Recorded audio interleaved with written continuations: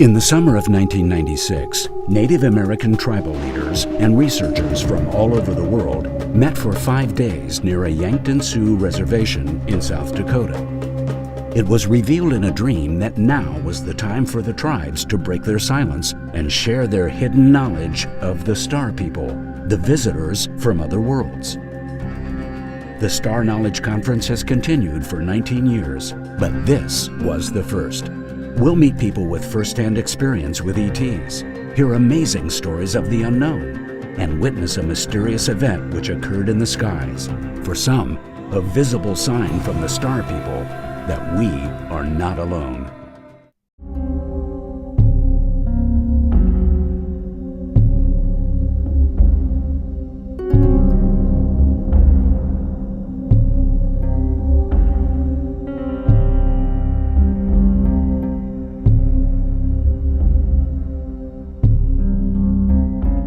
It seems that the traditional American people, the tribes, have an ancient prophecy. They have some ancient wisdom where they have been taught for centuries that the time will come when they must share their secrets and their close, intimate relationship with the star beings. This conference to me is a milestone. Many of these elders have never spoken in public before. They've been afraid, and with good cause. This conference is a test to see what's going to happen. And all of these indigenous so-called primitive peoples have the same message. There is a strong feeling, particularly among the men called interpreters here in the Dakotas, that many of the beings that they communicate with are from the stars. And Lauren had told me just before, in December, before that gathering, that he had had a dream that this was sort of the first, and that there would be more, which would in turn usher in the 1,000 years of peace that you've heard over and over again here. And in the dream, he was standing there, and I walked up to him. I said, "It's time to teach now." So he stopped and he was looking at me, and he said, "About what?" I said, "About the Wichach Peoyate." That's real short, sweet dream. I asked them in the most respectful way that I could, and they said yes. There's a saying that we red people say, and it's mitakuye oasi, which means all my relations. It's an awareness of the relatedness of all of creation. Here they say mitakuye oyasin, me, my, takuye relations, oyasin, all of. When we say all my relations, then we're saying a prayer for everything that the Creator has created, the trees, the animals, the bugs, other life forms. It deals with the human species, the human race, who and what we are. It's to help us to grow, to understand, and not to be afraid of the Star Nation. This gets into the realm of pure spirit as to who we are and what we're all about and where we're going. And once people come to terms with that, my God, we have an unlimited future.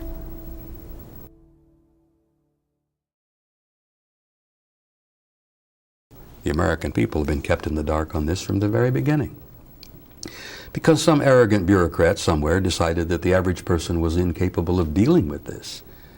Good God, we can't tell them this. They're not going to be able to handle it. We're not going to change the system. The system is going to dissolve, and people are going to change their lives. If they're waiting to hear it from the official version, then it's not going to be the truth. Because we're in the business on this earth of perception management. Whether it's religion, school, education, government, doesn't make any difference. Somebody wants to run somebody else.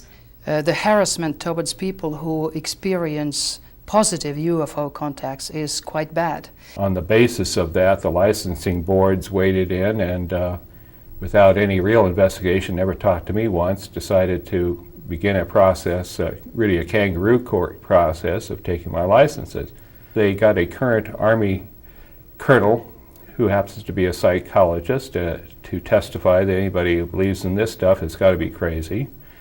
I've been harassed in Norway. My house has been robbed several times. My telephone lines have been cut. There's total harassment with my faxes, and my mail is stolen. And their cover-up and their lies are falling apart on them. It's unraveling. And I think a lot of reasons for that is that the communications revolution, the World Wide Web, the internet, the fact that people now can talk to each other within a second all over the world. And it is basically a policy of official denial. In fact, the movie on TV by that name does a nice job of summarizing the official government policy. As the general said in it, we don't lie, we deny. Because ETs do exist. There's absolute medical proof, there's absolute scientific military proof. There are crashed craft, there are craft that have landed.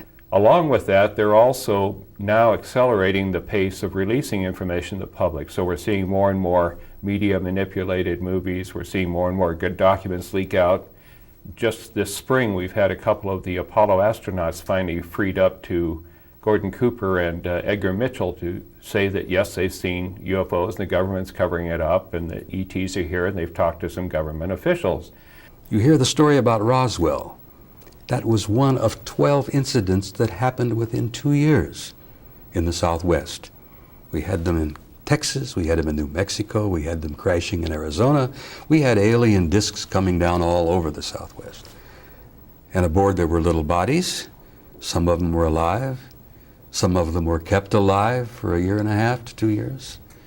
But you do have also, in my knowledge, 131 humanoid bodies in deep freeze. But the general public is never told this, and officially you deny it.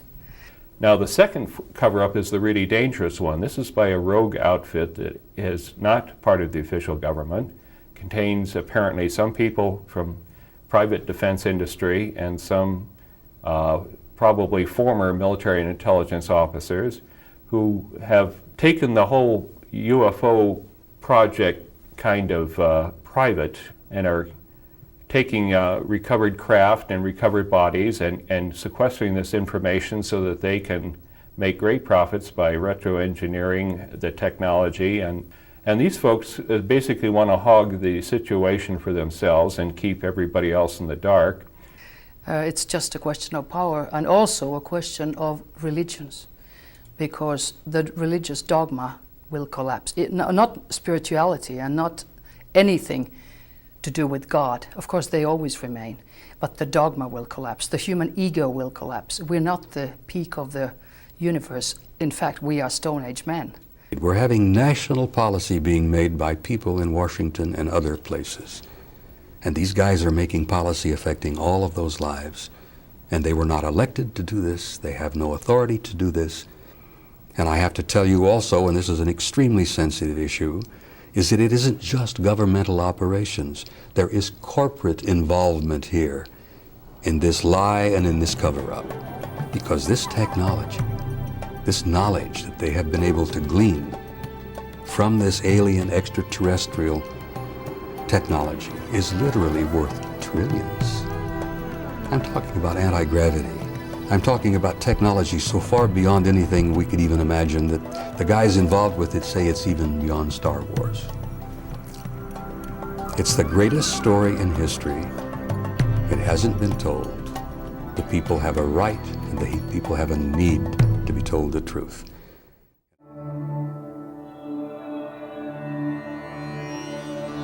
The most important thing and side of the whole question is spiritual. And of course, that doesn't interest the military. They're only interested in craft that have a technology which is thousands of years more advanced than ours. We live in a huge experiment. The entire creation is an experiment. And it's an experiment that is allowing anything to take place. Life is just looking to see all the possibilities. One of the possibilities is that we can appear to be separate from everyone else. And so we're exploring what that is, and we're not the only ones. There are in this galaxy alone, there's about 80,000 other planets that are exploring that same possibility of what it means to be separate, where most of life, and that means the vast majority of life, has no idea what that means. They're coming from a place where there is only oneness everywhere. And I feel that all the changes that are happening today are absolutely rattling the core of humankind so that we will awaken to our spiritual heritage, our spiritual truth. So how does the average person discover this? Well, they have to want to, number one. And sometimes people who don't even want to discover these things, they get hit by lightning or get in a car wreck or, something traumatic happens to take your attention off of normal 3D so that you have to begin to consider something else. Our brain is a computer, and what we are receiving is information from our higher self, from our angels, from our guides that travel with us, because we cannot do this earth walk alone. So in some sense, we are all channelers. We all have to have this telepathic ability to receive messages. And the key to receiving really clear messages is to have a clear brain. People turn to God and they start having recipes to follow God, prayers and restrictions and restrictions of how to approach the invisible authorities. And then what happens is they began to move beyond their faith, and this is what's the theme of today, that people will be led beyond what they believe. What if you were to know the moment you were going to die? Would that affect the way you're going to live your life? A lot. And what it does is it keeps you out of the moment, which is what all your spiritual teachings are trying to do, is to get us into this place where we're living in the moment. So as I began to learn critical thinking, I began to question everything that was official and the things that were said, oh, this must be this way, or don't do this, or don't do that. Those were the areas I realized that held very powerful so-called occult knowledge that were the keys to show us that we're not just third-dimensional beings. There isn't just everyday tables, chairs, living and dying, and that's it, and obeying, paying taxes, showing up, and being on time. That there are mysteries, and that the people in power have always known those mysteries. All along, we have had spirit beings help us. If these could be interpreted as extraterrestrial beings, then they would have a relationship. And maybe they do. Maybe there's a parallelism. We are dealing with mystery. But my people, the Sioux people, have a connection into the beyond that most other tribes do not have. And definitely dominant society does not have that connection. How do we have it? It's because we honed it down through time. Also our philosophy, the way we think of the Creator, it doesn't block that out. When we contact into a spirit being in the other realm, it comes into ceremony. It knows things that we don't know. The big difference between us and the ETs is on that experiential awareness level of consciousness. What did they do to us by forcing us to investigate them and to learn about them using consciousness? They forced us to realize our own nature in discovering them. They forced us, by dangling themselves in front of us like a carrot, they forced us to go after them, and in the process of discovering who they are, we discovered who we are. It's wrong. The truth is out there. The truth is in here. Truth is right here in everybody. And the mysteries are kept from the commoners so that they can be managed. Remote viewing is a trainable mental procedure that uses the mind to remotely perceive, meaning to perceive at long distances or across time, physical objects, people, anything. And a genius came along, a guy called Ingo Swann, who was a natural remote viewer, was able to perceive physical objects, houses, people, whatever, at distant locations anywhere on the planet. The reason he was a genius is he figured out what his mind was doing when he could do these things. And then once he figured it out, he said, well, then you don't have to be a natural psychic. Once I know what my mind's doing, you can train this to anyone. What we are doing now is investigating the physics of the soul. We are investigating the mechanisms by which the soul interacts with the physical bodies. And ultimately, the big game in town is to go past that and to find out why we souls exist. And fundamentally, we need to know what is the basic nature of God, himself, herself, itself, whatever God is. We are now at the foothold of understanding what that being is all about. And we are using this originally developed military technology to investigate matters that extend all the way, scientifically, verifiably, reliably, right to the heart of the matters of who we are, the nature of God.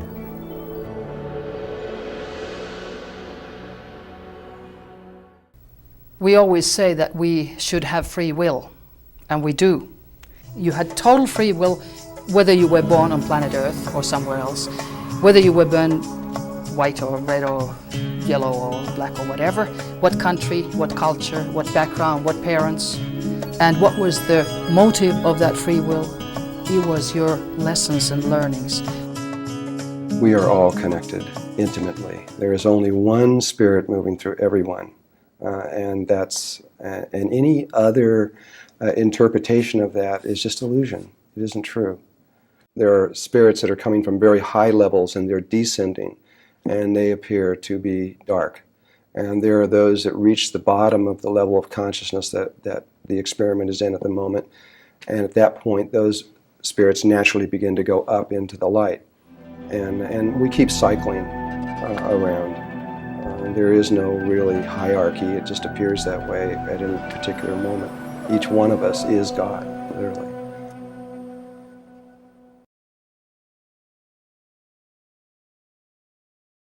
There's an airplane that crashed down here at the University of South Dakota. Well, actually crashed between Denver and Sioux Falls. And it was a speech team coming back. And the pilot got lost in a blizzard, had vertigo, crashed with 5 students aboard, and the pilot instructor, which is him.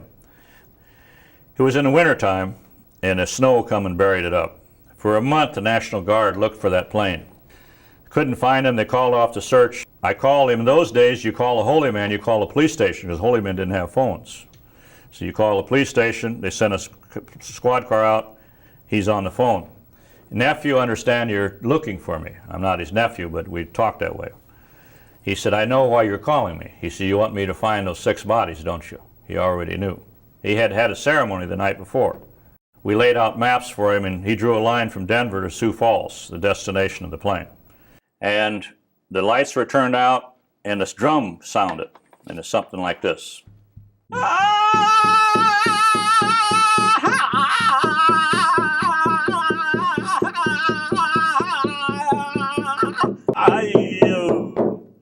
And a beautiful song come out, and a lot of chanting, and woof, spirit world comes in. And they come in the form of little lights. I know this sounds strange, but we are not dominant society people. Things happen different with us. These spirits come in form of some like electricity spark. They're energy. Gray Weasel came in, who happens to be Bill's spirit guide. Maybe he is an extraterrestrial being, but he is a spirit guide. This is a mystery nobody can explain. He came in and he made 7 predictions. He said, you will send a plane out with a man and a woman because life is balanced. Great Spirit makes everything balanced. So that would be Carol and I. Animals will show you where to go. So we'll do this within a day or 2, and these other things will happen. We took off out of Vermilion Airport. Deer were coming out of the trees. They pointed downstream. We went downstream. You'll come to a creek, and that will lead you to a creek with the same name. South Loop Creek, L-O-U-P, and Middle Loop Creek. Went to that creek. Animals point us upstream. We went up. You'll come towards the town. You go across that town, and animals will point you another direction. We went across Arnold, Nebraska. You will fly right over the plane, but you won't see it. It'll be covered up with snow. But you will be forced to the ground. That which forces you to the ground will expose the plane. Fog came in, and we were forced to the ground. But we got back over the creek. We got back over the river. We were low, and the fog was right on the bluffs. We barely got back to Vermilion Airport. But you'll be smiling and laughing, so don't worry. We were laughing when we put the plane in the hangar because we were alive. Within a day or two after you do that, 2 people who are not looking for the airplane will find it, and they'll be led by an animal. 2 coyote hunters were led by a coyote, and that which forced you to ground will expose the tail. The fog had melted the snow in the tail. When you find the bodies there will be 5 together. There will be 1 way off distantly.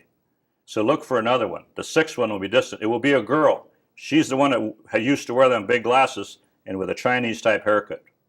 Sure enough, it was a girl of this description. Her seatbelt came loose, and she went right through the fuselage. A rock came in to that ceremony. It hit me. I jumped right in Connie Bowen's lap, the president's wife. It scared me. He says, Eagle Man, reach down and pick up that stone. He said, you shouldn't be so scared. And there was this white stone with all of these inscriptions on it. Now, this stone was made millions of years ago by a creator. And yet, upon that stone were these 7 symbols. There was a coyote looking back. There was an airplane with the tail sticking out. There were like 2 people walking behind with tracks. There was South Loop Creek, Middle Loop Creek. There was the girl's face with big glasses and Chinese-type haircut.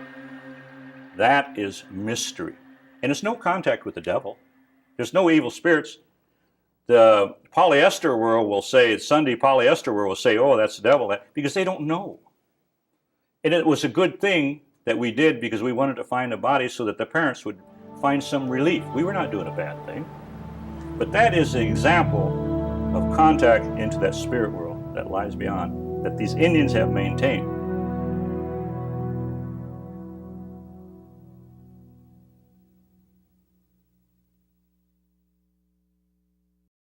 Well, I came to the ufology field actually because I was challenged in a way. I met Andrei Buhari, who brought Uri Geller to the Western world in a conference here in this country. And he was claiming he was flying with UFOs. And of course, I couldn't believe him. I mean, after all, he was a respectable medical doctor. But then I said to him, all right, if you do, why don't you take me along? And he took me quite seriously. And he said, well, where do you live? And I said, I live in Lapland by a riverside at the Arctic Circle in Finland. So he said, I have to ask for permission. And I wondered, by whom or from whom? 2 months passed, and I was at home reading a book of poems with a girlfriend. And the name was First Contact of the poem that I was just reading. And then I looked out of the window and got a shock of my life. There was a craft 100 yards from me, 100 yards from the earth. And we both went to hysterical panic. And I couldn't understand it because I had said, just come, you know. And why did I go into panic? I found an explanation later because an American colonel told me, who is a UFO expert, that they have an electromagnetic field around them. And that causes paralysis or panic in animals and humans who come close to it. And if I was just 100 yards away, they have a 300-yard field around them. So that was the reason. Well, it was there for 15 minutes and then it flew away. And then, of course, like all contact persons, we tried to deny it and said, no, it was the moon. It couldn't be. I can't have seen a real craft.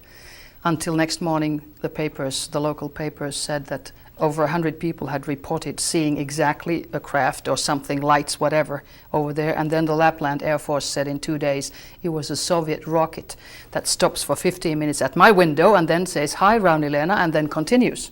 That was confirmation for me. It was, of course, a UFO, but I did not know that that night I was abducted, as you say. That came out 3 years later when I was hypnotized in a Psi conference in Switzerland. So I'm not afraid of them because being a medical doctor, I could almost say envious of their medical technology. And I was in Whitfield, Virginia, children's home. And we were all outside. I was playing pick up the jacks, and the other children were playing jump ropes like children will do. And about this time, the lady we called Mama Hallie came out of the building, screaming and hollering, come in, come in. And I'm out there, gee, what's going on? And about this time, telepathically, I was told to look up. So I looked up, and I saw the craft right over the top of the house. But I do remember that night, I'm in my room, I'm sharing a room with another little girl, she's sound asleep, and I'm singing and playing. And I see this ball of white light coming out of the ceiling. And it's floating on down and it's coming across the floor. And I pull the covers over my head. I am 6 years old and I got scared. And about this time, this ball of white light manifested into this being. The being was very tall, beautiful, had blue eyes, no hair, little bitty mouth, had a long white gown on. And she put her hand on my shoulder, and she told me not to be afraid, for I was one among them, and that they would be back. Se alzó de repente. It raised lentamente. Up, slowly raised up. Se desvaneció. Then it vanished. I went upstairs, looked into the night sky, and concentrated my thoughts and asked, if you're there, I'm here, and I wish to exchange. And if we can exchange a sense of our realities and our cultures, I would do it, bring it to this world in world service. I think that was a real big key, the sense of service, because the extraterrestrials are looking for people to bring light and illumination, which is awareness and wisdom, to this planet. Well, about 2:30 in the morning, I was startled awake by 3 very, very tall silver cosmonauts. These cosmonauts stood about 7 to 7.5 feet tall and literally glowed like the sun. They were dressed literally in silver spacesuits, literally like out of a 1950s movie. Just as I started to go down in my car, I saw something pulsating over there to my left, going about 1.5 miles, it came up on the rim, and it was going over above the ground about maybe 100 feet. But it still didn't register. And all of a sudden, it dawned on me that is something that's flying and breathing. And my car went dead, and I kind of trying to slide in through my car seat into the ground, and I barely lifted my right. And it was pretty what I was watching, because it kind of angled like that and shot straight through the clouds as a blink of an eye. And then maybe a minute, 2 minutes later, my car got all well.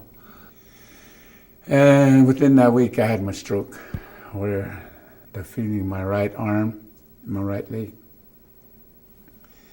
And since that time, I have crazy markings up here on my body. And we looked up, and in the sky you could see a huge gray mothership, and they are also very long and cigar-shaped, and it was very dark, and it was the darkness of a void. It had taken on the form of a cloud. This form was not only not giving off energy, it was taking energy. There's all kinds of different stories of what they look like, but actually they look like this. And then 2 eyes and 2 noses, and a small mouth, long chin. And there was so much energy, all of a sudden, this huge black cloud, it wasn't even gray, it was a black cloud, left.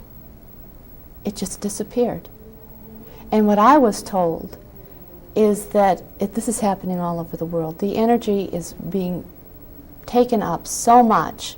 It's kind of like little germs that are living in your body, or little viruses. They have a great time living there, but if you do something like oxygen therapy or whatever, or take herbs and you raise the vibration of your body, all of a sudden it's not comfortable for them to live there anymore, and they have to go. And when she had the sexual contacts, afterwards she was shown, not a baby, but a teenage girl, and she was told this was her daughter, and this was a hybrid, and there was just love between them. But this daughter couldn't be on this planet for a long time because of our atmosphere, because of our pollution. What would be the point of landing on the White House lawn? If they make a major overt contact with the human race, they want to do it with a representative of the planet Earth. And who do we have, literally, representing the human race and the planet Earth? We don't have a very structured, cohesive organization at the most. We've got the United Nations, which is fragmented, which is fussing and fuming and fighting all the time, just much like Congress. A number of people in the media coverage of close encounters with extraterrestrials are portrayed as scared and feeling traumatized and not wishing this would never happen again. We find a much different reaction in other countries that have not had the negative benefit of the American propaganda machine, where people don't have any pre-existing prejudices and just take it as it plays and generally roll with it well and even feel privileged about the contacts. In my contacts, do you have the religion Not the way you do was the answer. I said, do you have God? Of course, the same as you do. And I said, well, you know, we have different concepts of God. What is God? The answer was, God is love, the energy of love. I happen to know from firsthand inside experience that they have had major contacts with senior military officers. There were a couple of Air Force Major Generals a few years ago who had personal contact with them out there in the Mojave Desert, where they were invited aboard the ship and taken for a ride. Two generals by the name of Robert Scott and another general by the name of Glenn Miller. Now, these men had personal contact with extraterrestrial intelligence, humans. Our current science has no explanation for an extraterrestrial coming through a wall in your bedroom to visit you, or even more amazingly, pulling you and the extraterrestrial back out through a glass skylight ceiling without you breaking it and ending up with a bunch of glass in you.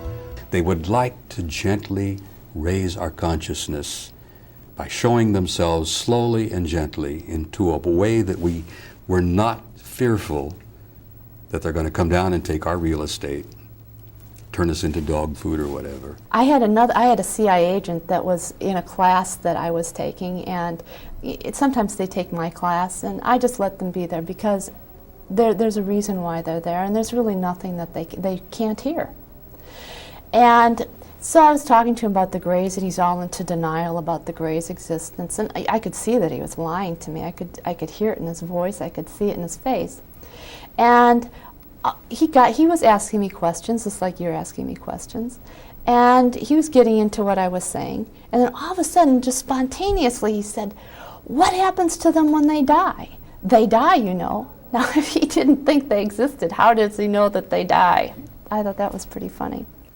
I've seen beams of light come down from the heavens and then spread out and then come back and then go down to the ground, to Mother Earth, then come back and spread out again and then go back up to where it come from and then disappear. Of course, we are always focusing on the body, so people are mostly scared the first time they see, and I was scared the first time too, because, you know, when you see somebody who is about 1 meter high and looks like Spielberg's E.T., you're a bit insecure when you realize that that entity is much, much more advanced than you are, technically and morally and spiritually. But then when you accept that the form is not important, but the energy, the spirit in that form, like in our form, then you can communicate. And the communication is always telepathic. Kind of look like on the movie Close Encounters, when the mothership and then there was some smaller ships and then tiny ships all around it. The next day on the news they said it was space junk, but they were trying to lie to us.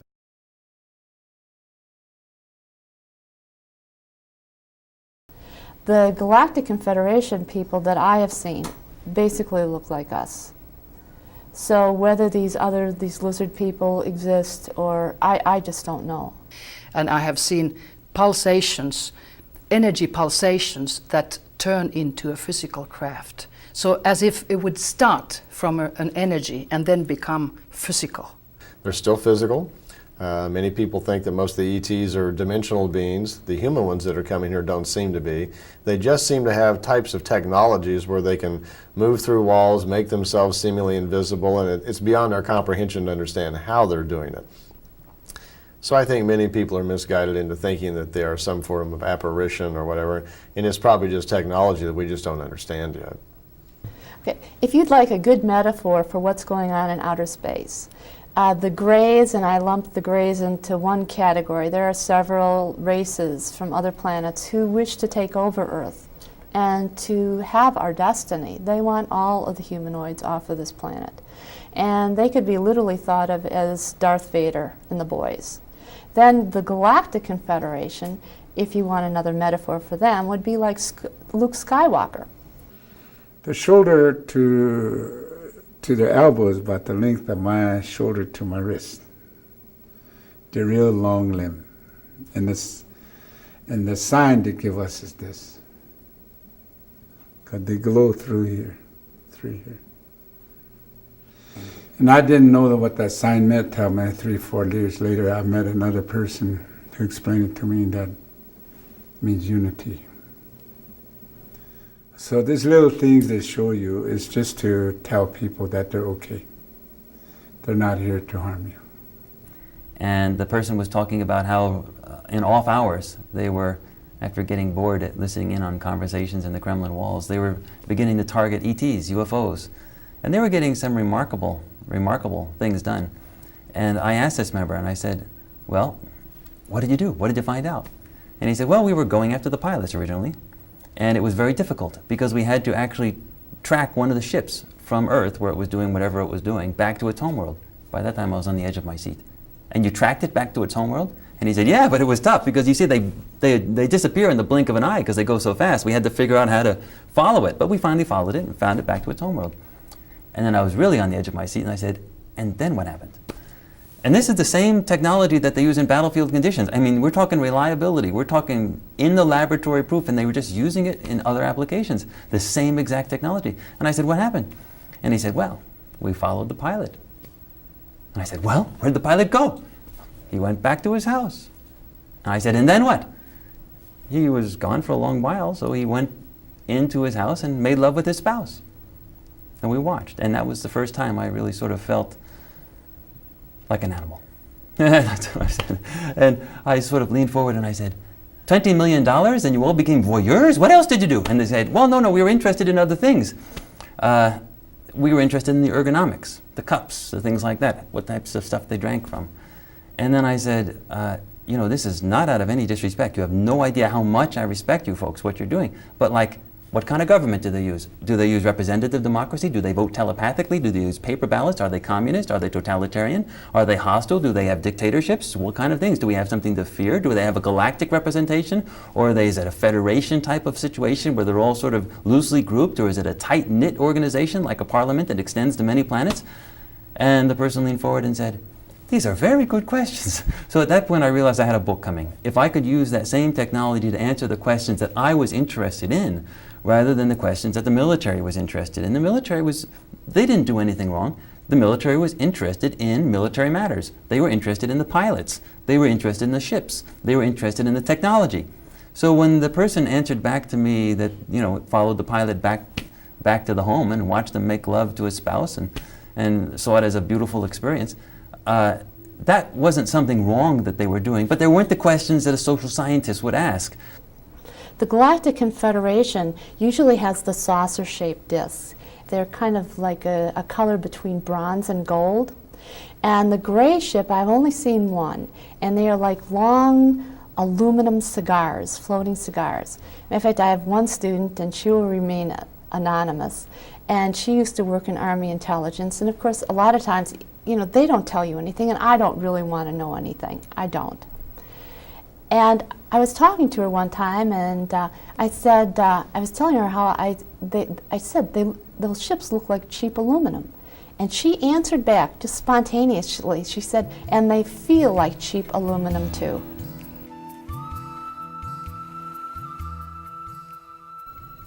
I've made questions to myself. Why me? Like everybody. I would answer, why not? I mean, there's nothing special except maybe there's something in my background that I am a medical doctor and I'm very known in Scandinavia. But I think there's more to it, because when I was 15, I designed our class ring. And now I understand. But at that time, at 15, 1955, I had no idea. It was on a blue background, a silver Saturn. And it was a girls' school in Finland, and all my teachers says, why this? I mean, why this? I said, I don't know. Now I know that somebody tried to remind me of cosmic contacts, which I have found out through hypnosis I've had since I've been 5 years old. But I guess the most important thing is that if I were to walk away from this, people might draw the conclusion that I've finally decided this stuff isn't real.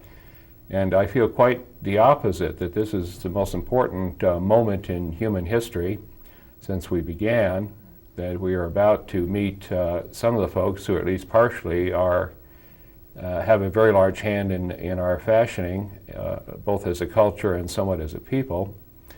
My name is Lena Whitewolf. and I am from the Cherokee Nation. And I have been in contact with the Pleiadians since I came here. I am a star person. I have come here to help those on Mother Earth, to help heal her, for she so desperately needs it.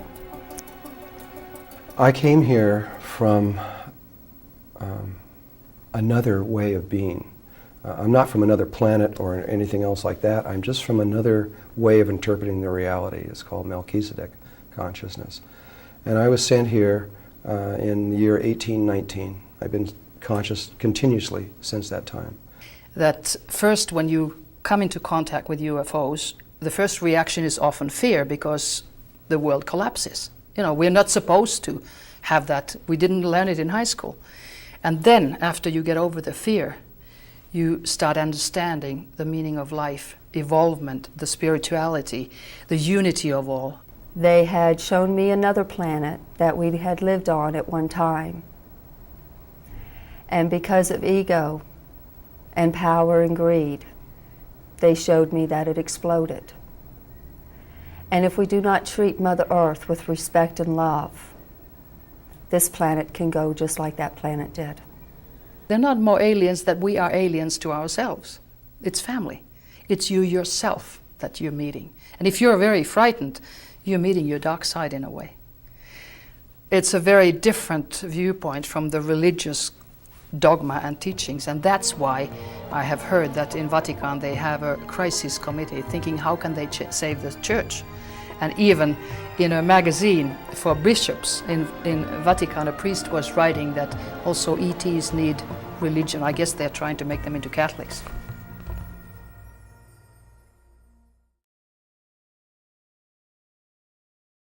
The star people are everywhere.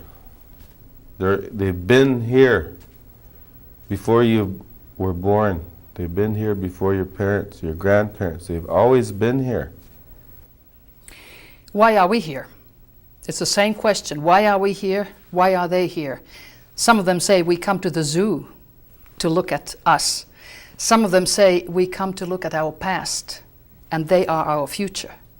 And that this is not just a random contact between cultures, but that the ETs are here with a message and are giving a number of very interesting messages to the various experiencers. Apparently the Pleiadians want to continue something in America where they think there is a higher level of consciousness, and obviously here in America we're kind of leaders as far as trends and things that happen around the planet. They seem to think somehow if they affect consciousness here that will somehow spill onto other countries with our leadership capabilities.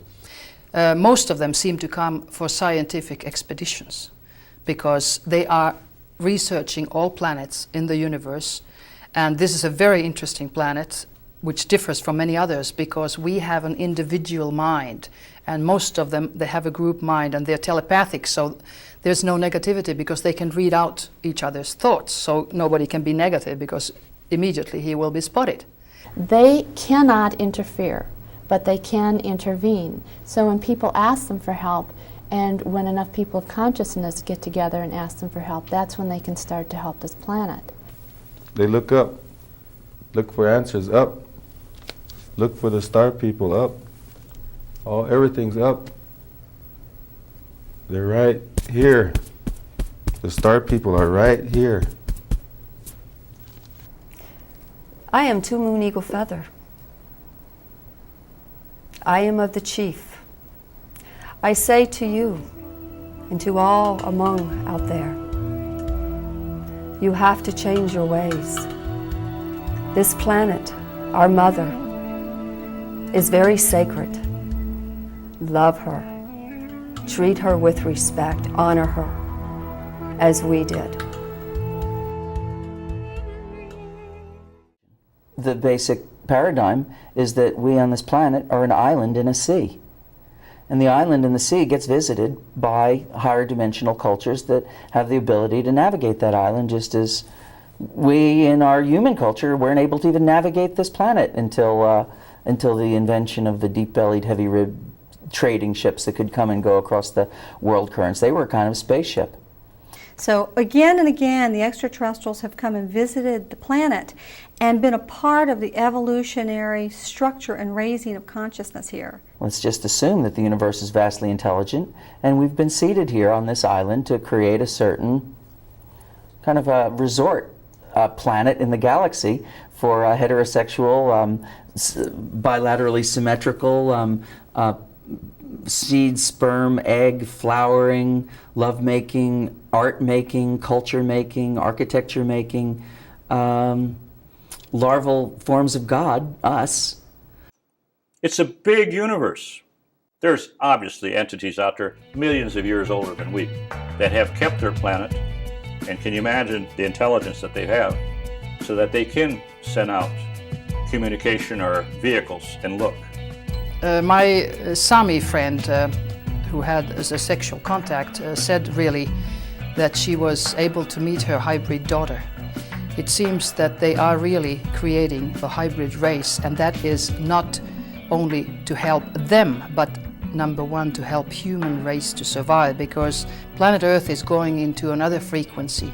The vibrations are going to be much higher, and our normal physical body as it is known today is not going to survive. And it seems that we and the Soviets had almost gone to war at least a half a dozen times because of these strange circular metallic objects that were flying all over Europe. For a while the Soviets thought they were ours, and for a time we honestly believed they might belong to the Soviets. It became very clear after a time that neither one of us had that kind of technology. They claim that they have created us, and again that crushes religious dogma. They claim that we are an experiment, that our bodies are their experiment, but our bodies are not going to last. I see nothing wrong with that, because as a medical doctor, we are doing all kinds of experiments with human beings. We are doing experiments with plants and animals. We're trying to make better races by changing their DNA. Now, when some entity who has a higher intelligence than we do is doing it to our body, we object. Why? But an incident occurred in early February of 1961 where World War III almost began.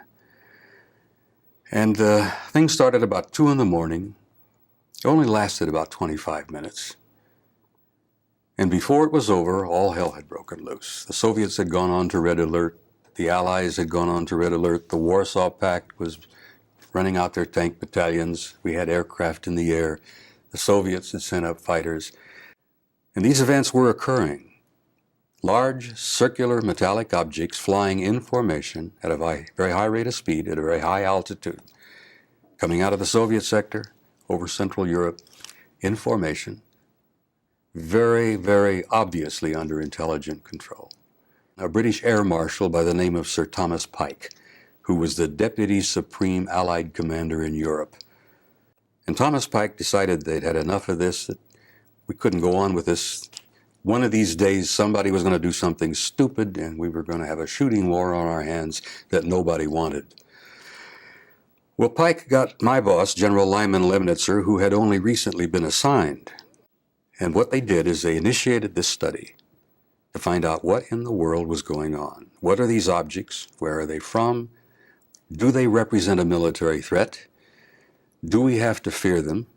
We knew at that time that they weren't Soviet. Soviets knew by that time they weren't ours. These objects had repeatedly demonstrated advanced technology. The galaxy is a living organism. It's alive. It's moving through space very rapidly somewhere. It's been self-organized for a very, very long time. And most of the beings that are within the galaxy are totally interconnected, just as the cells in your body are.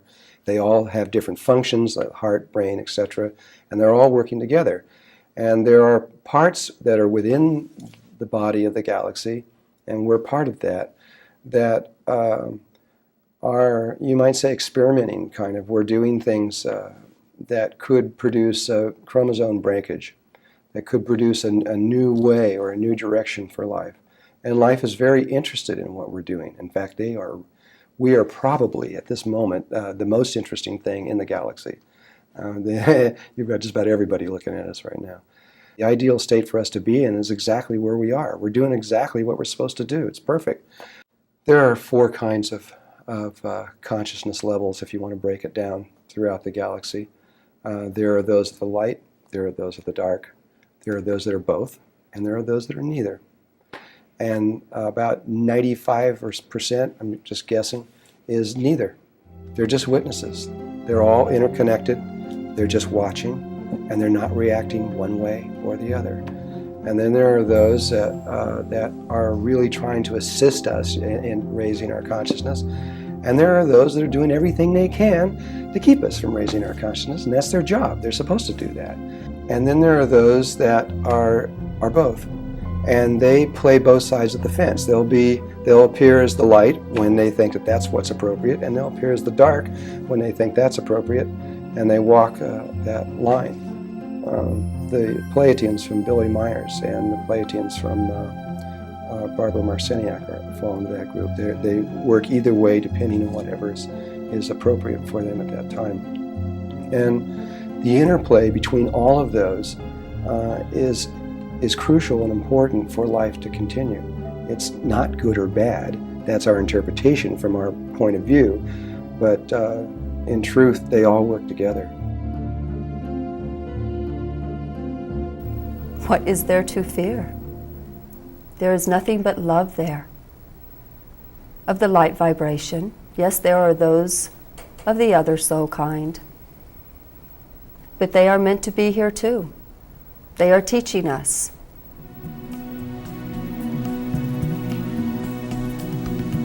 I have to go now.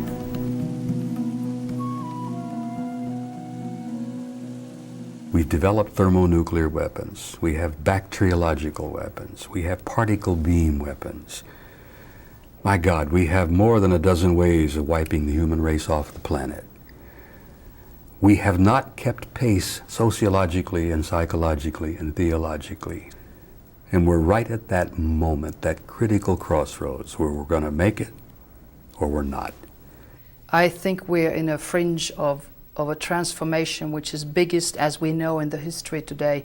But I stress as we know it today, because there's forbidden archaeology which shows that mankind has been on this planet for millions of years, not just maybe 100,000 years with Neanderthal people, because we have found artifacts which are incredible, but that is suppressed, like the UFO question is suppressed, because it changes the status quo of science today. I believe that the children will be and are one of the primary keys and components in the unfoldment of this new consciousness on the planet. The children just came from God, so they haven't been gone very long. They're much closer to remembering what it's all about. The awareness that we're not alone, that we have never been alone, that we are apparently part of an infinite community of intelligent life, that the universe literally is teeming with consciousness and intelligence. There have been children that have been coming here, being born into this world, that are not ordinary, and they're all interconnected. And when the time is right, they will emerge as a consciousness on this earth, and they will lead us into the other worlds. So what do we learn? Each housewife is more important than the US government in this respect, in evolving this nation, this globe. There was a child there in China who suddenly was able to do things that we only see on TV, you know, and we make up TV, but he was so psychic that he could, you could do anything, and he could know everything that was going on. And then they found another one, and another one, and another one, and then they found 100 of them, and then they found thousands of them. And the government actually called Omni magazine over there in 1985 to look at these children, to see who they were and what was going on. And so they wrote an article. It's in, I think it was in January 1985. They were going over there as though this was a hoax. And they came back not thinking it was a hoax at all. And they did things like they'd get a bunch of these kids in a room, and they were assuming that there were video cameras hidden and everything else.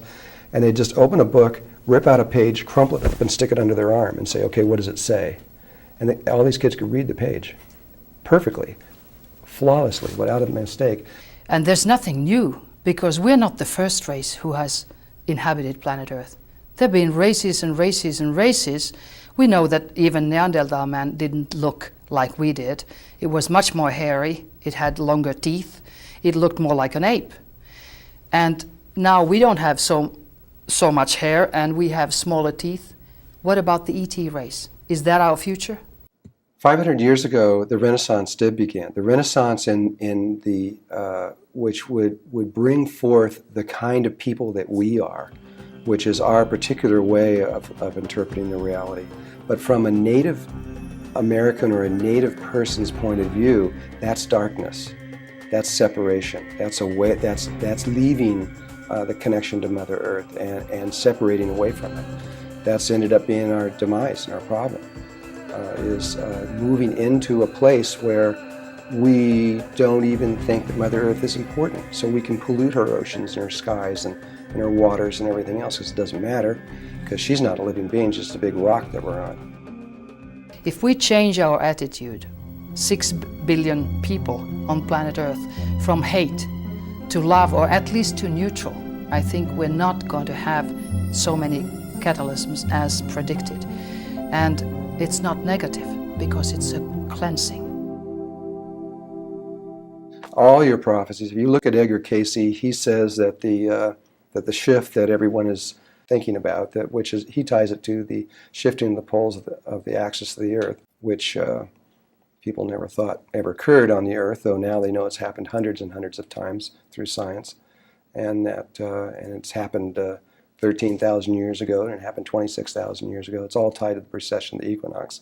And the point that we sit in the precession of the equinox right now happens to be the place that you would predict the poles to shift if you were looking at that data.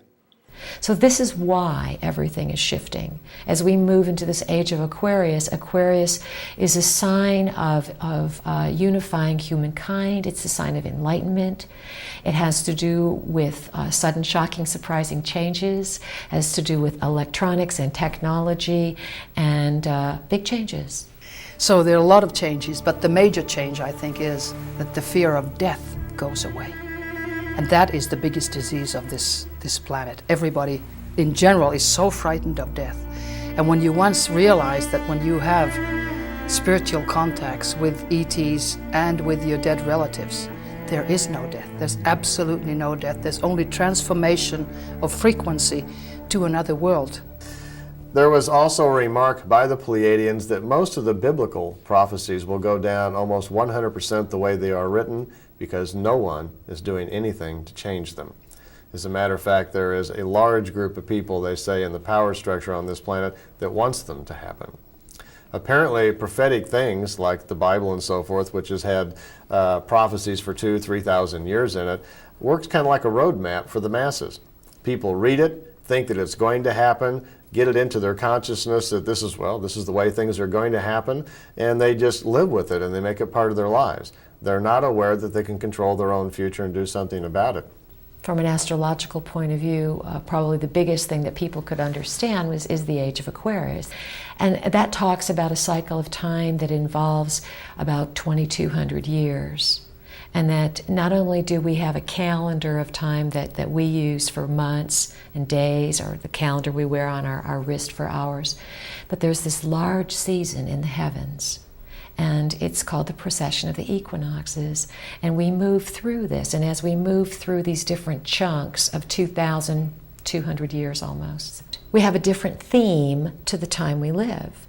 And because we only live less than 100 years, we say, oh yes, well, we can look back and say the 20s was this, the 30s was this, the 40s was this, the 50s, 60s. But we forget that we live, and our memories are so shut down that we forget that we've lived through these great ages.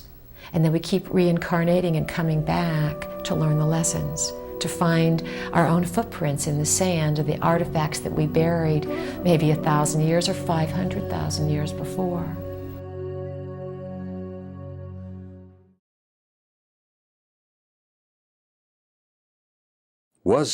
Is there a military threat involved here? And that was the only purpose that this thing was devised for. Did we have a threat to Allied forces in Europe? Well, when they completed it in '64, the document itself was roughly 1.5 inches thick. They titled it An Assessment. They had a subtitle called An Evaluation of a Possible Military Threat to Allied Forces in Europe. The report itself was shocking and earth-shaking, and every one of us who were there at the time and read it, I think, were affected by it. We had an Air Force officer, a 4-star American Air Force officer by the name of Robert Lee. But when he read this report and the implications and the ramifications of it and what it indicated, he was never quite the same. He says, nothing will ever be the same. He says all of our missiles, all of our rockets, our jets, our fighters, our bombers, our satellites, our nuclear weapons, none of this means anything. Are into conspiracies. And I would say, yes, every conspiracy that you've heard about is probably true. And conspiracies do exist. So what? So what? When you give your power away and you believe that you're a victim and you believe that life is meaningless or that you have the answer and only you have the answer, then we begin to miss the point. You know, there's more than one flower in the garden. And the flowers don't fight about who's the most beautiful flower. The traditional Hollywood version of ETs has been the invasion from Mars kind of scenario, although there are some very significant exceptions. The Day the Earth Stood Still is an old 50s movie that I still think everybody should run down the video store and rent and look at, because I do not think that it can be improved on as a message of what the ETs are really here about and how we ought to and how we ought not to respond to them when the saucer lands almost literally on the White House lawn. Also, the movie's E.T. showing a well-intended stranded extraterrestrial, a situation we have actually had in human history in recent years, although it's been covered up by the governments, is a good measure of what's going on.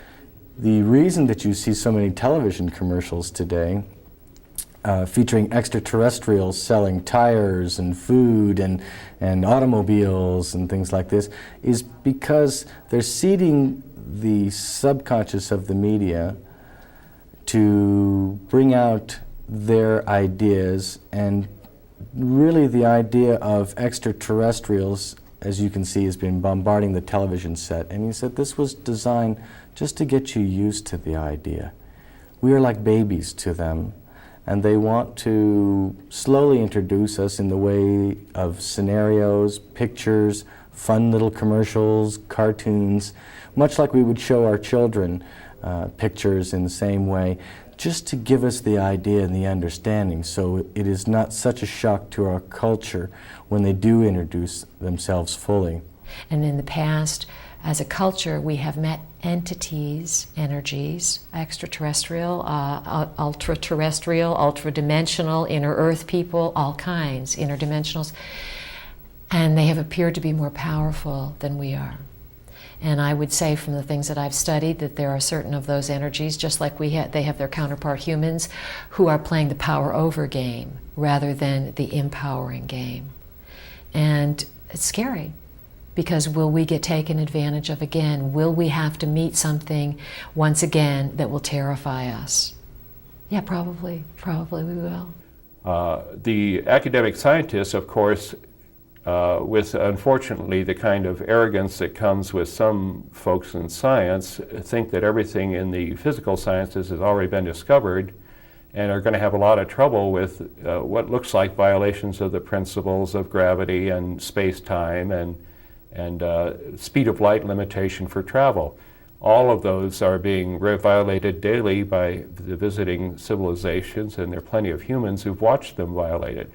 But we have a phenomena here that's real only to a handful of few people. But once you cross the line and have seen a real UFO, whatever it may be, seen a craft, an object, or an extraterrestrial face or something like that, you can't really get rid of that. It's like any other experience we have in life. It becomes part of us, and you can't back up and get rid of that. The ETs seem to be very aware of that. They know that they're crossing the line once they have a relationship with someone or expose themselves to someone. It has a major effect on our psyche. Humans are rather fragile. You know, we have a thought mechanism that goes inside of us that they examine all the time. They listen to our thinking. They know how fragile we are, how easily we can become emotionally unstable. And fortunately, they're being very careful with that. And also, if a psychic is a good receiver, be it a little gray person or anybody else, can send the psychic receiver the information that they want that psychic receiver to receive. So you have to be very discerning as to, am I seeing what is, or am I seeing what it is I want to know, or am I seeing something that someone else wants me to see? It happens to me again and again. And what I have to do is meet my own fear, and transmute it and rise above it and realize that I am in charge, and that if I'm going to put out fear, then I'm finished. And if I put out peaceful coexistence and I use the vibration of love, then I can neutralize whatever's out there, and it doesn't even find me because it doesn't have anything to attach to. Fear finds fear, love finds love. There is a concern in Washington, I've been told by knowledgeable leak sources, about the influence of the ETs on our culture, particularly on organized religions. And I would add that the think tank folks over at CIA seem to be concerned about academic scientists as well as fundamentalist religious groups. Those are the two groups of the general population that they feel will have the most trouble accepting the reality of UFO presence and extraterrestrial visitation. I have people who come to me with abduction experiences who definitely do not want this to happen, yet they keep on abducting them. And they have, eggs taken out of them, sperm taken out of them, implants put into them against their free will choice. They're probed. In fact, I have one student who was in Sedona, and she was at Bell Mountain with one of her friends, and it was late at night, and they saw a spaceship up in the sky, and you can see a lot of spaceships in Sedona. And this spaceship flashed some lights at them, and they thought this was neat, and they flashed their car lights back. And they thought that was it. They went back to their hotel, and then they left the next day to go home. And then my friend, my student, and I'll just use her first name, Ursula, had like a rash all over her body. And she went to doctor after doctor. Nobody could help her. Finally, one doctor said, I've seen one other case like this, and you might think about, I can't do anything for you, and you might think about going and being hypnotized and see what happened. And she was hypnotized, and she was shocked. She had been abducted, and she was taken up to the spacecraft, and they couldn't do anything to her. And she felt that she was so strong, and she was so angry at them that they couldn't touch her. Well, the reason we do not need to be afraid of extraterrestrials is that the vast, vast majority of them are like the vast, vast majority of human people. These basically decent folks that, if not placed in emergency circumstances or unduly provoked, mind their own business and are well-meaning and reasonably live and let live. One, they concluded that the human race on the planet Earth had apparently been under some kind of a survey or study for a very long time by several high-technology extraterrestrial civilizations. The historical records were overwhelming. The records from the Roman annales 2,000 years ago were filled with UFOs and aliens coming and going. The study itself was designed to determine whether there was or was not a threat to us in Europe at that time. They concluded that apparently there was not a threat, which was the purpose of the study in the first place, because they said that the repeated demonstrations of high technology indicated that if they, whoever they were malevolent or hostile, there was nothing we could do.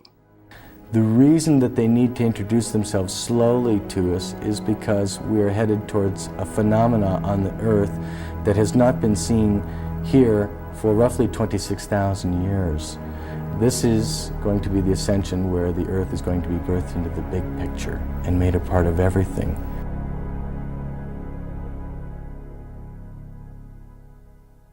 Lately, I have had to admit that science is only a very, very small fraction of human life, and we're not here to prove science. We're here to live and experience.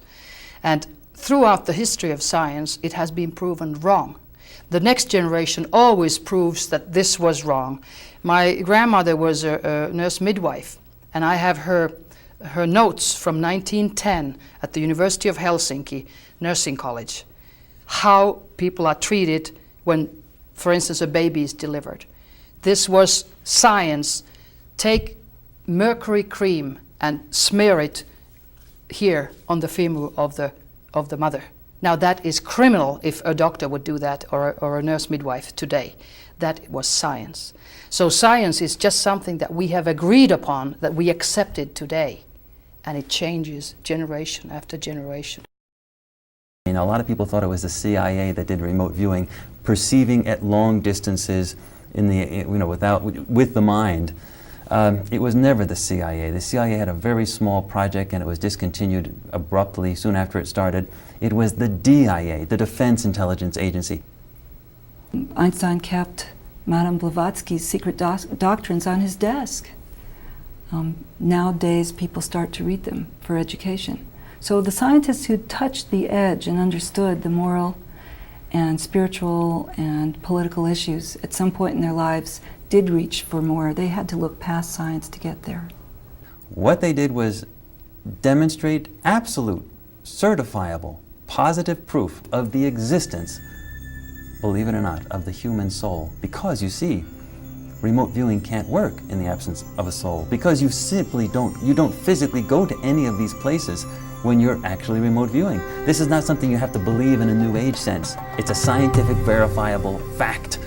The body is a machine, and we live within it. We are composite beings, two things merged together, a soul and a body. The original applications of the most modern form, the military form of remote viewing, the US Army form of remote viewing, were somewhat unfortunate, in the sense that they were used for assassination attempts, finding terrorists, bombing attacks, location of people to kill, things like that. In fact, at one time they were originally being designed for use in battlefield conditions. The trouble is, it took so long to do an accurate remote viewing session, you're talking a minimum of an hour, minimum, that by the time it was used in battlefield conditions to target mortars and things like that, you're dead. I used it to simply investigate the ET, UFO phenomena with that same level of accuracy that was used under battlefield conditions. It was accurate enough for the military to be able to say, we're going to put people on the field and risk their lives based on this type of information. It's also accurate enough to investigate the ET, the UFO phenomenon. We found out that the ETs knew all about our efforts and in fact were very supportive of the use of remote viewing, scientific remote viewing, for gathering information about that. And you say, well, why should that occur? Why shouldn't they just land on the White House lawn, that proverbial statement? Because if they landed on the White House lawn, we would be kept in the daycare camp of the galaxy for who knows how long. It would reaffirm their physical nature, our physical nature. The big difference between us and the ETs is not on the level of gizmos. It's not on the level of physical technology. The big difference between us and them is on the level of consciousness. They, in general, know, experientially are aware, technologically are aware, with their gizmos and everything, are aware of their composite nature. Two things put together, a physical body and what I call a subspace self, or what other people call the soul, other people call the unconscious mind, but basically the essential being that lasts forever within all of us. And Jose and I were both exploring the Mayan calendar and had studied the material that was available at that time by Tony Shearer, Cote, who had written a book called Lord of the Dawn, in which he talked about the cycle of the 9 52-year cycles that began the day Cortez landed on Good Friday in 1519 to begin the conquest of the Americas by the forces of Spain and the Vatican. And that began a 26-year countdown to the end of the galactic great cycle, the precession of the equinoxes, the Platonic year, a 26,000-year cycle clocked by the Mayans as 5,200-year cycles, and brings us to the end of this cycle of human biological history in 2013 AD. In 1986, Jose wrote the book The Mayan Factor, in which for the first time he described the laws of time as those laws are mathematically described by the Mayan calendrical system. And that event sparked off the harmonic convergence, which went way beyond Jose's expectations and became a global phenomena involving hundreds of thousands of people all over the globe in a synchronized ceremony based on Mayan timing systems. There is a natural flow pattern in the galaxy, which Jose and we call the law of time. And it has to do with the very regular cycles of a day, a 28-day lunar cycle, which is a moon. There happens to be 13 28-day cycles per solar year, not 12. And a set of other cycles that occur naturally that code the cycles of Venus and Mars, the Earth around the Sun, the Moon around the Earth, the rotation of the Moon, and the basic shape of the growth spiral in the galaxy, known to the Greeks as the phi ratio. What we discovered through Jose's revelation in 1989, after cracking the Mayan time cycles and understanding these natural biological rhythms, the female cycle, the female fertility cycle, the 28-day cycle, is perfectly in tune with the lunar cycle and perfectly coded by this Mayan calendar. After visiting the Museum of Time in Geneva, Switzerland, Jose came back to us and said he had an idea, a very big idea, that when he went to visit the Museum of Time in Geneva, Switzerland in 1989, it was all machines. And he said, whoa, the numbers that are guiding the laws of mechanical time, 12 hours, 12 months, 60 minutes, 60 seconds, we call it the 1260. That cycle of time has nothing to do with human biology or any of the rotations or any of the revolutions of heavenly bodies. Basically, the timing cycle that we're working on, synchronizing the planet, for the last 5,000 years, it's been a growing phenomena, is totally out of sync with the entire machinery of the galaxy, the genetic code, and all human and biological cycles of all life forms on the planet. Just by following the 12-month, 12-hour, 60-minute, 60-second calendar and clock, we remove ourselves from synchronizing with the flow of the entire galaxy. And when you've got a machine as big as the entire galaxy that's very carefully set as a set of timing ratios, we're out of sync with everything. We're the aliens. The rest of everybody are natural creatures. And we see them with the eyes of fear and mistrust. The animals, the bugs, the microbes, the blacks, the grays, the greens, all the extraterrestrials that show up and disappear because we're out of sync with all of them. The Schumann frequency is the waveform that comes directly out of the Earth herself. That's been a very fixed waveform. It's been so fixed that the military uses it to calibrate many of their instruments, etc.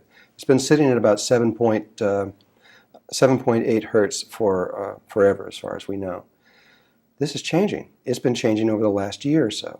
It's gone up to 7.8 to out over 8 to about 8.5, and recently we just got a reading back about a month ago. It's over 9 now. That's unheard of. That's incredible. There's a major change occurring on the actual energy that's coming out of the Earth herself.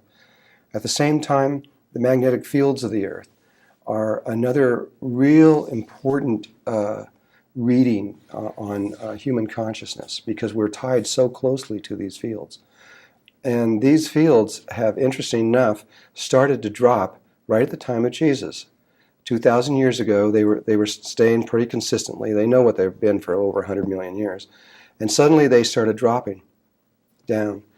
And then just around 500 years ago, which I personally feel is connected to the Mayan prophecy, that 520 years ago, the Mayan prophecy shows where we shifted and went into another age of darkness. Right at 500 years ago, the magnetic fields began to drop faster and more dramatically. In the last 50, 60, 70 years, the magnetic fields have been going crazy.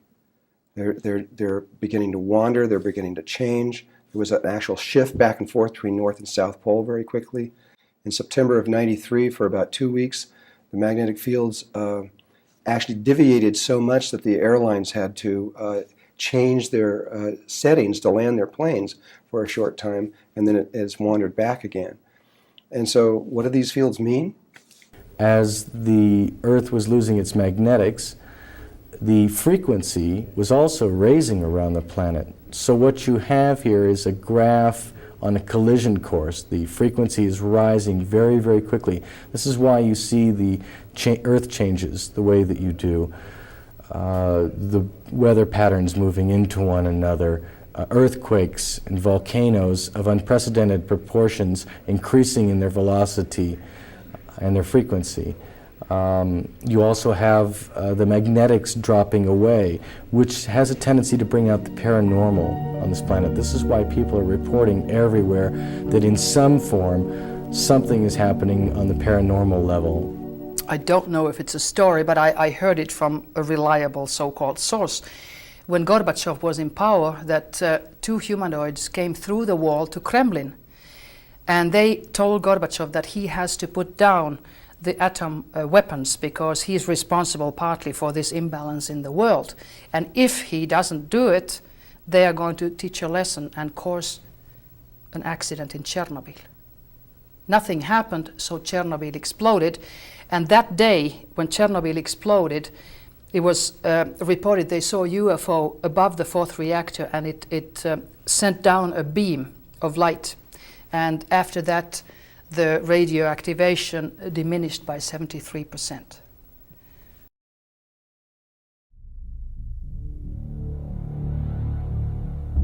We're here at the Star Knowledge Conference of the American Indians, and their prophecies are really interesting. I think they're probably some of the most interesting prophecies in the world, really. Even more than Edgar Cayce or Nostradamus or anyone like this. Almost all of the ancient traditions are now releasing their secret information that they never would release before. I was given the prophecies from the Mayan, from the Navajo, or the Hopi, and some from the Lakotas. And the instructions for me was not to say anything at this time, to keep this secret. But I see how dangerous these prophecies are because they deal with a lot of things that people are not going to agree with because of the way they were brought up. To buy understanding, the Hopis, they loved the land, but they didn't quite know how to treat her at that time to get food. The Pleiadians came here and they showed them, this is corn. You plant this into your ground. This is very sacred. And that is why corn is very sacred to this day. And that is why the Hopi tribe has a Kachina dance once a year for the Pleiadians, for their thanks for their corn. And to ever see one of these dances is absolutely incredible because they start out at 3, 4 o'clock in the morning because that's the symbol, they come out of nowhere. And when the Kachina dance is over, you don't see where they go because it is just like the UFOs, the starships is what I like to call them. They manifest and they demanifest. See them? Now you don't. The star people are called avatars. They are relatives. Each of these star people are already here. And I believe time has come that the people should know something about it, not to be fearful. I'm sitting here openly saying anything that we would never talk about because we need to know this now. In other words, if you can go to the Vatican, you can't just go in and say, hey, Pope, oh, Father, can you tell me all about what's in your vaults down there and everything? He tells you to go to, where the other guy lives. See? We're no different. We're the same. There's some things that are just sacred. Even in Indian, we can't tell him until he does the proper thing. See? So that's where the gate sort of slams shut. There was a man a Cherokee Indian, who went around to the different tribes, and just to see what was common in all of these prophecies. They see a wave of people dying off this planet, a huge wave of millions of people dying, all very close in a very short period of time, like a month or two. And according to them, these people had decided to do this because they were going to leave, and they knew exactly where they were going. And so those spirits grouped into a group and left, and we'll go to another place. And so they told us that in the old days when they were young, that they too had seen things like this. So it wasn't new. And they saw lights, many lights. And even as a child growing up, beginning this research, we always saw lights. Lights used to come on the reservation a lot. When we'd go to discover them, they'd wait for a while until we were pretty close and they'd disappear. But you always got the feeling that it was like a person. Then the American Indians see another wave coming very, very soon after that of another huge amount of people dying off the earth. And then a third wave occurs. And this wave is interesting because these people are more like vagabonds. They know they have to leave, but they don't want to go to any particular place. So they're just like throwing their backpack on and taking off, and wherever it is, that's where they want to be. And then they say that whoever is left over after that, that we all drop all of our prejudice, all our stuff that we've got, and something happens in the world where we all come together as one being on this planet, that this very sacred space is entered into. Wakantanka. Wakantanka is the Great Spirit. Pilamia is thank you. Wichonihe is my life. I've just sung a song to the ultimate, the creator, the mystery. I don't know who the creator is, but I know it's a mystery. And so it's very easy for an Indian to believe that there's life all over. Most Indian tribes in America have been 200 to 300 years under dominant society, therefore they've picked up their ways. It is only recently, only about the last 20 years, that have Indians started going back into their culture, started to go back into their religion.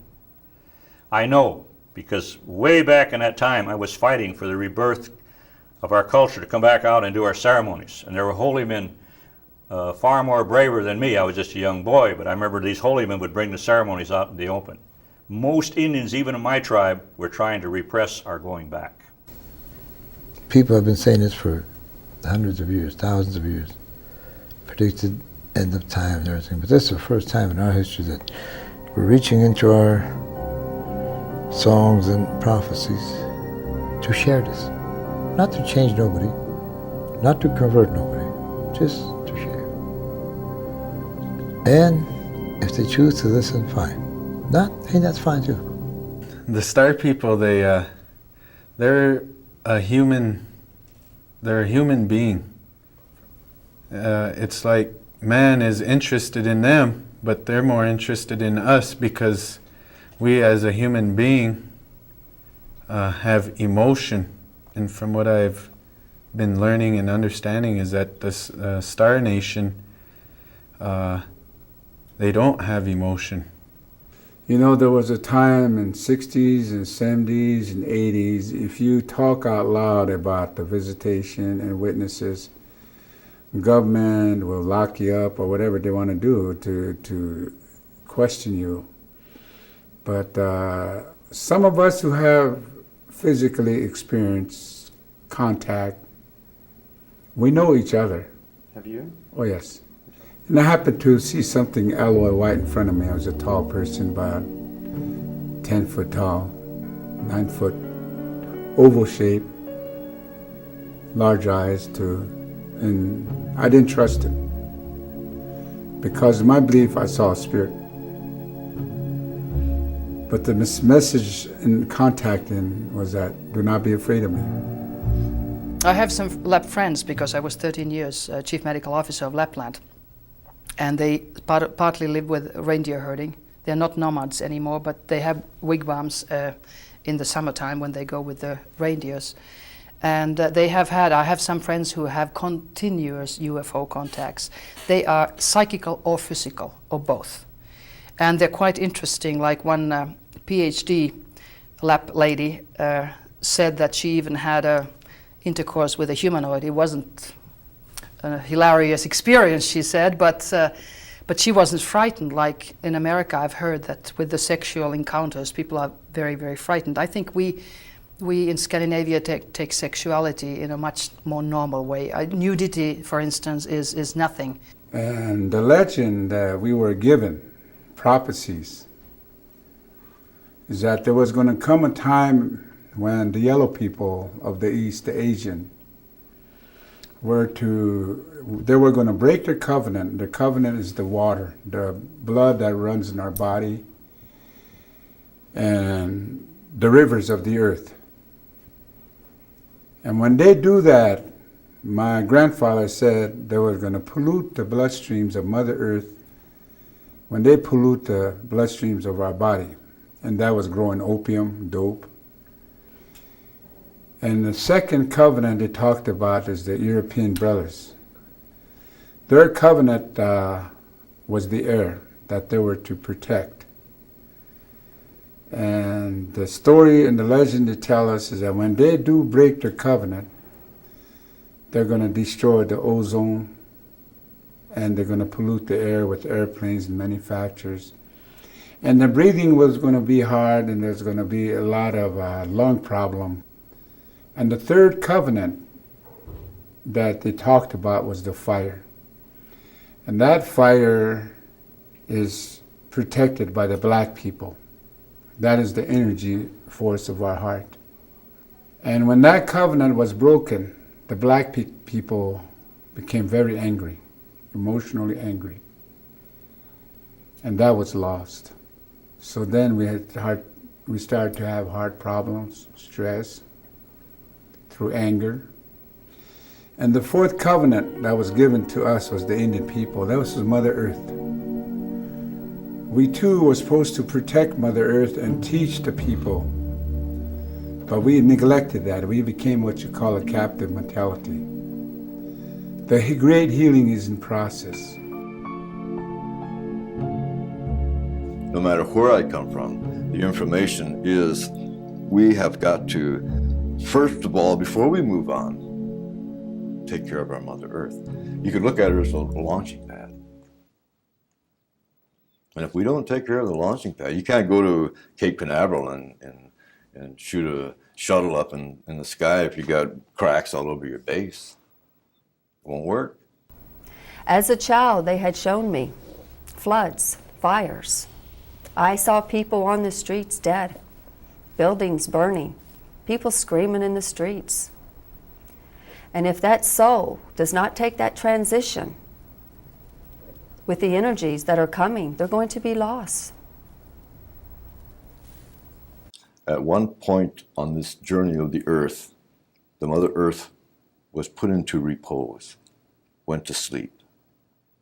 And when she did, there had to be someone to speak for her. And so the red race came from far to be those spokespersons. We were the gardeners. Why are so many people from different places suddenly coming here, from the stars? I think some of the people walking around on the earth today were put here so that they could gather. And they're gathering because this is the last oasis. This Mother Earth, Sikata. There's a spiritual word that says, Sikata Udajuau. What that means is, my mother, in all your softness, you are sacred.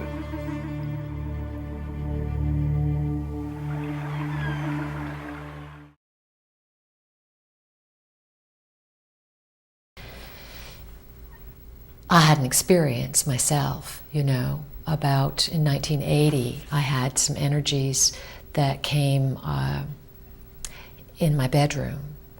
And I guess most people would call it probably an abduction experience, but abduction to me implies that you were not involved in this process and you didn't create your own reality. So I use the intrusion phrase. It was an intrusion, where something intruded into my reality and I felt violated, scared, terrified. Because I've been meeting a lot of other avatars, people who have met and been anointed. And we pick each other up in the malls, with eye contact, we know each other, we have something common, we smile. There's energetic spiritual charisma attached to these contacts. So you meet these people, you automatically know, oh boy, they're full of love like yourself, and you exchange friendship right away.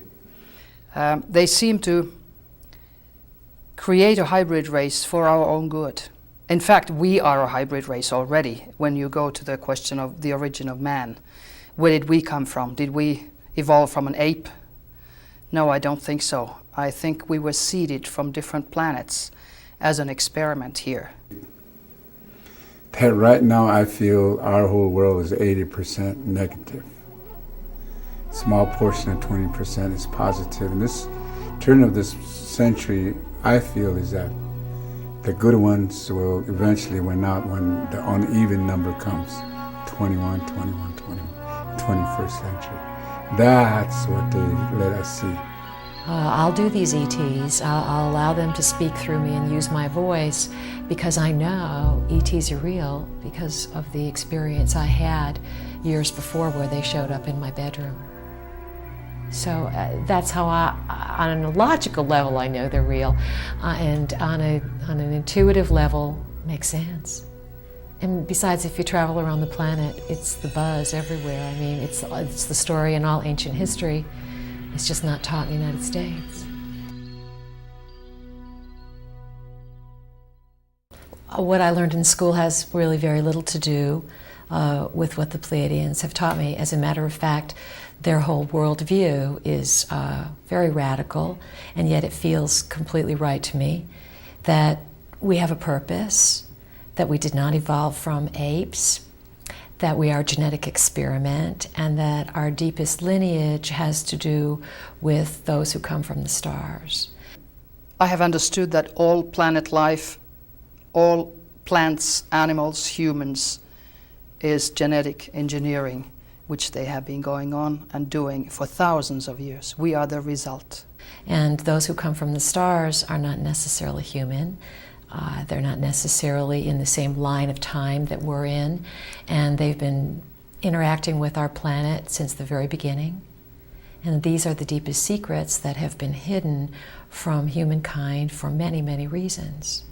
If you think about it, I've heard numbers as high as 50 million people living on the northern continent here of the Americas pre-Columbus. This was decimated down through disease over a matter of years, literally 5-10 years. And so when the first Europeans really arrived to look things over, what did they see? They saw pristine forests, animals. And if you think of 50 million people today disappearing overnight, what would you have? Trash, landfills. So when the papal forces came here to invade, they were operating under the doctrine of discovery, which stated that the number 13 was the number of the devil, and that all mathematics not endorsed by the church was officially devil worship. So according to that doctrine, unfortunately, all Native American civilization was declared satanic, and the conquerors were given the right to slaughter every Native American they knew who could count. And maybe when Christopher Columbus set out, 500 years ago or whatever, that it was that same kind of season where that sudden shock of what the world was really like had to be integrated. And yet Christopher Columbus didn't discover the West because it was brand new. He discovered it because he had old maps. There have always been old maps, and there's always been a history of our planet that's been hidden.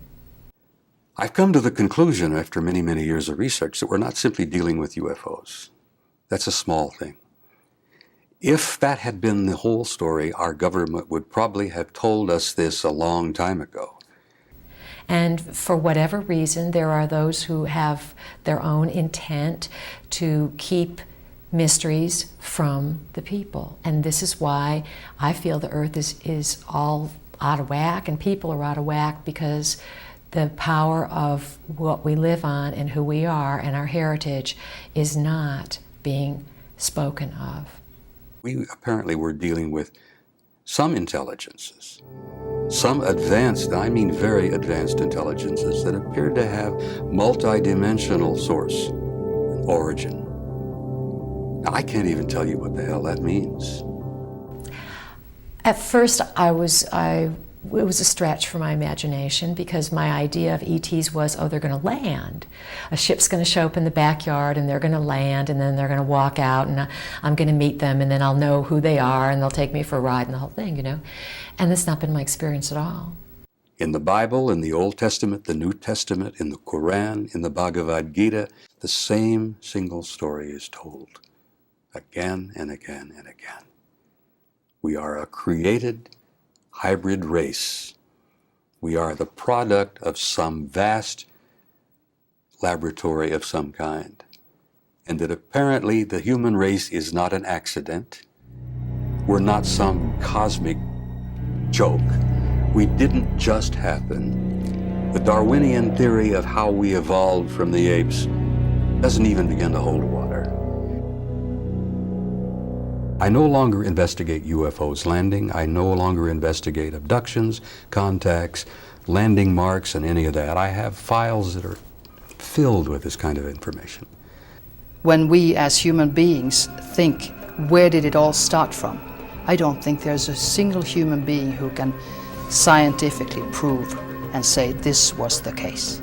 We have hypotheses and we have a right to think whatever we want. But the main thing is that we realize that we are spirits, we are energy. This involves who we are as a race, as a species. How did we get here? Why are we here? And where are we going?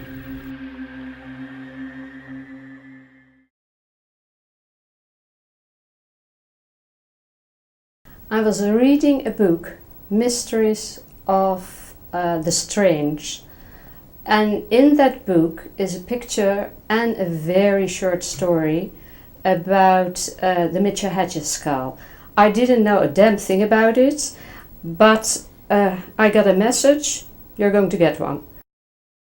So it's not so much the shape of the ancient crystal skulls then. What it is the consciousness, the intelligence of the people who are the creators of this, and why are all these strange phenomena going on. We go to his house and he opens a very old wooden box, and there I confront this guy, and the name E.T. came through, so I for whatever reason I called him E.T. And if a person is sitting in front of it, it can ask for a healing, be it physical, be it spiritual, or even ask for money. Specific. Many people talk about that many of the ancient crystal skulls could be communicators with extraterrestrials. So I think that this skull image that it chose is, number one, it's like an image that we're accustomed to. You know, we're looking at a person, we're looking at their head, so we can kind of relate to another head. I said, I'm fine. You're not fine. You have the biggest brain tumor ever seen in anybody's head. You should be dead. 6 days after my second operation, I left the hospital and never went back. Then I started to understand that this has something to do with it. And I had like an inner earthquake or shock that occurred to me. And when I looked at that picture and I knew that that artifact existed, a voice inside of me said, now you know within yourself, this is your proof, this is your sign that all these ideas about UFOs and the transformation, this is all happening now, and this is why you agreed to be here. One day I'm sitting there and I thought, well, I could handle a couple of millions. So I said to my angel, can you send some millions to me? Next morning, go to the bank. This lady on the counter said to me, do you like to have some 32 million? And of course you think somebody's joking. Come home, and suddenly a voice said, look at that receipt, 2 receipts, 32 million. I thought, very fast through my head, that must be drug money. So, indeed, one day later it was away. And I never asked the bank director nor the manager. I thought, it's gone, I don't want to have anything to do with it. So, if you ever come in touch with ET, you better be very specific with your questions.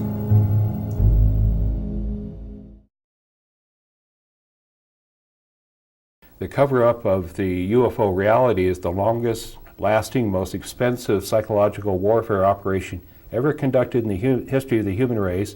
And I feel that all the changes that are happening today are absolutely rattling the core of humankind so that we will awaken to our spiritual heritage, our spiritual truth. When you have a cover-up operating on national security laws and principles that threatens people with death, with very long prison sentences and forfeiture of all pay for military and astronaut retirees, you've got a very powerful weapon for keeping people's mouths shut. My elders and uncles, aunties, they talk to things that they have seen, but they really haven't come out with the things that they've witnessed when they were probably my age or younger. Because at that time, if they talk to those things that they've witnessed, then society would say, well, you're crazy and you're lying, we don't believe you. A writer came to interview me on my books about human intelligence, which I had done 2 of in recent years, and somehow the discussion moved from intelligence to mental ability to awareness to some pictures on my wall. And without realizing it, I said a little that became the subject of the article, and next I turned around, it said aliens among us under my face on the front of a local newspaper. In fact, a recent Scripps Howard newspaper survey taken last year of public attitude showed that over half the American people think that UFOs are real, and they also think that the government's covering up something about it.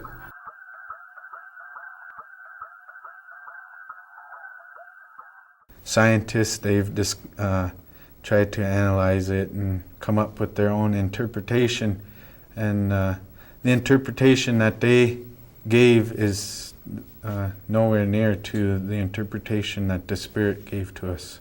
The crop circle is the circle of life, and the nucleus of this circle and the circles that go around the nucleus represent the 4 societies.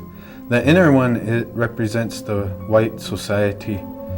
The Creator, when He gave them their way of life, He also gave them a responsibility of fire. And today, you can see what the white society has done with their responsibility as far as the fire. They've created bombs. And the second circle around the nucleus represents the black society, and how also they too were given a responsibility, and their responsibility is the water.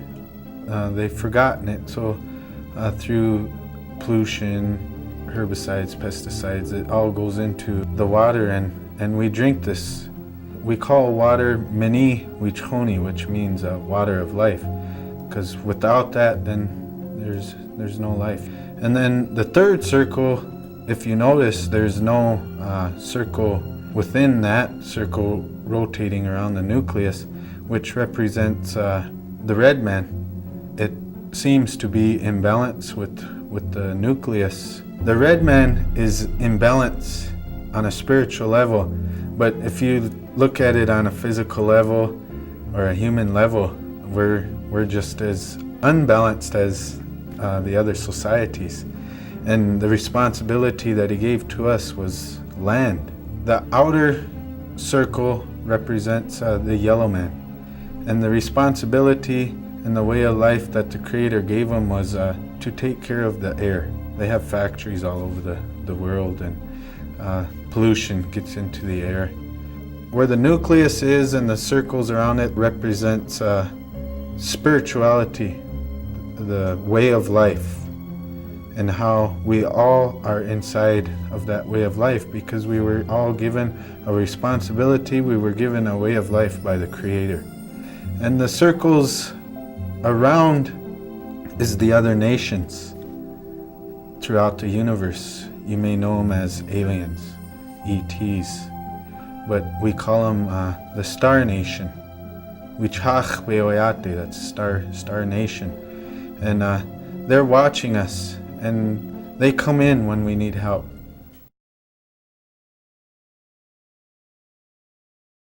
And this poll was taken a little more than a year or so ago. And in that poll, they've, well, usually what happens in this poll is that the top 1, 2, or 3 is usually sex or violence. That's what we're mostly interested in.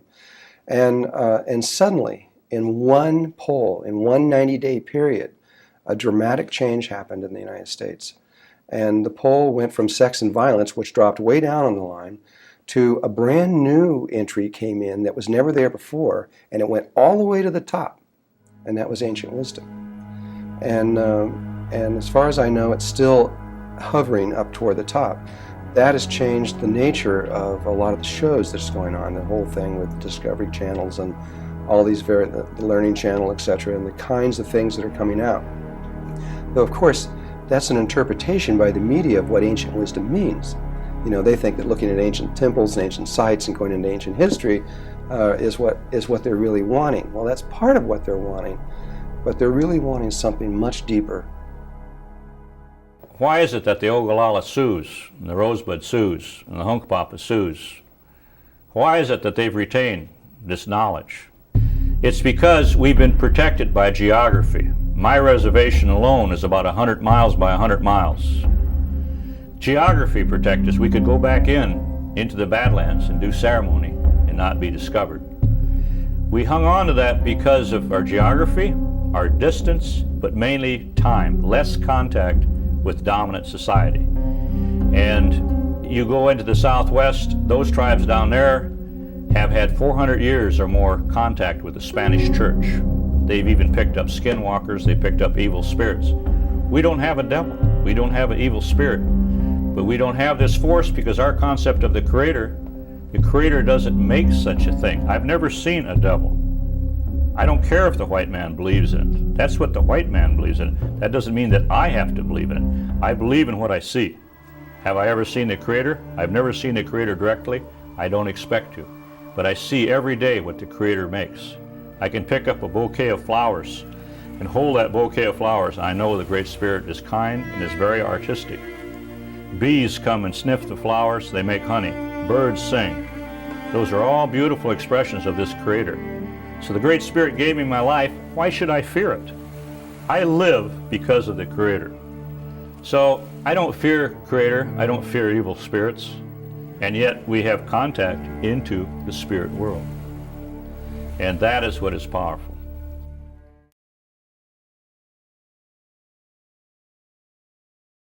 I saw a circle. I wasn't quite sure what was it about. And then we drove out there, figured we might as well join the circle. Then when I looked up, I saw this huge circle cloud right at the same length and same shape as the circle that was on the ground with the people holding hands.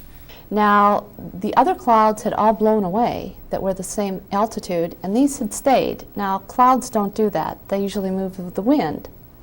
What really caught my eye was this big white cloud, that it wasn't quite as transparent as most clouds. It was more dense and more white, so you couldn't really see through it. And that was right next to the circle. And I also spotted a couple of little dots of clouds in like formation.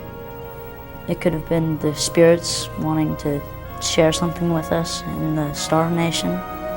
The meaning of that circle, I think, is that they want to tell us that they're here and that they want to give us more messages, and they'll be here.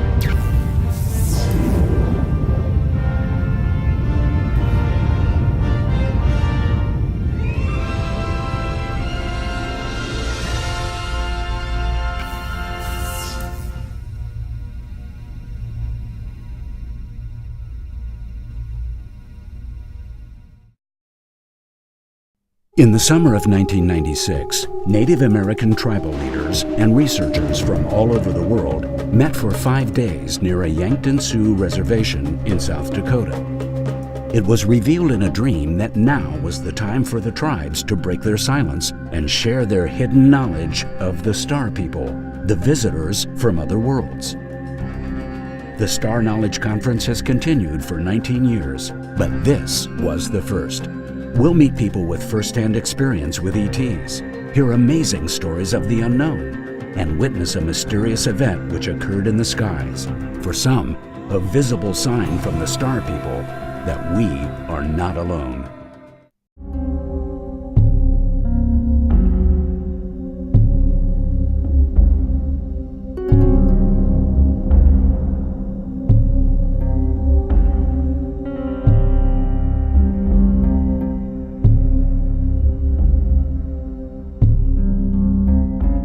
It seems that the traditional American people, the tribes, have an ancient prophecy. They have some ancient wisdom where they have been taught for centuries that the time will come when they must share their secrets and their close, intimate relationship with the star beings. This conference to me is a milestone. Many of these elders have never spoken in public before. They've been afraid, and with good cause. This conference is a test to see what's going to happen. And all of these indigenous so-called primitive peoples have the same message. There is a strong feeling, particularly among the men called interpreters here in the Dakotas, that many of the beings that they communicate with are from the stars. And Lauren had told me just before, in December, before that gathering, that he had had a dream that this was sort of the first, and that there would be more, which would in turn usher in the 1,000 years of peace that you've heard over and over again here. And in the dream, he was standing there, and I walked up to him. I said, "It's time to teach now." So he stopped and he was looking at me, and he said, "About what?" I said, "About the wichach peoyate." That's real short, sweet dream. I asked them in the most respectful way that I could, and they said yes. There's a saying that we red people say, and it's mitakuye oasi, which means all my relations. It's an awareness of the relatedness of all of creation. Here they say mitakuye oyasan, undeniably right to the heart of the matters of who we are, the nature of God.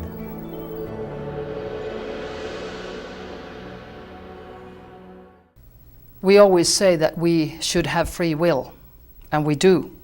You had total free will whether you were born on planet Earth or somewhere else, whether you were born white or red or yellow or black or whatever, what country, what culture, what background, what parents, and what was the motive of that free will. It was your lessons and learnings. We are all connected intimately. There is only one spirit moving through everyone, and any other interpretation of that is just illusion. It isn't true. There are spirits that are coming from very high levels and they're descending, and they appear to be dark.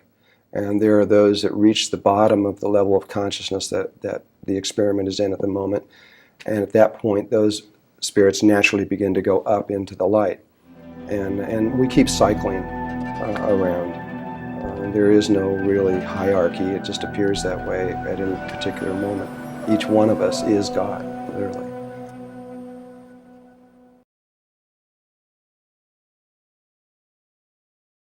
There's an airplane that crashed down here at the University of South Dakota. Well, actually crashed between Denver and Sioux Falls.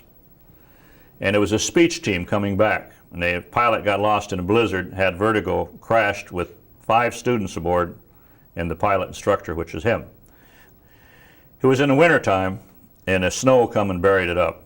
For a month, the National Guard looked for that plane. Couldn't find him, they called off the search. I called him. In those days, you call a holy man, you call a police station, because holy men didn't have phones. So you call a police station, they send a squad car out, he's on the phone. Nephew, understand you're looking for me. I'm not his nephew, but we talked that way. He said, I know why you're calling me. He said, you want me to find those 6 bodies, don't you? He already knew. He had had a ceremony the night before. We laid out maps for him, and he drew a line from Denver to Sioux Falls, the destination of the plane. And the lights were turned out, and this drum sounded, and it's something like this.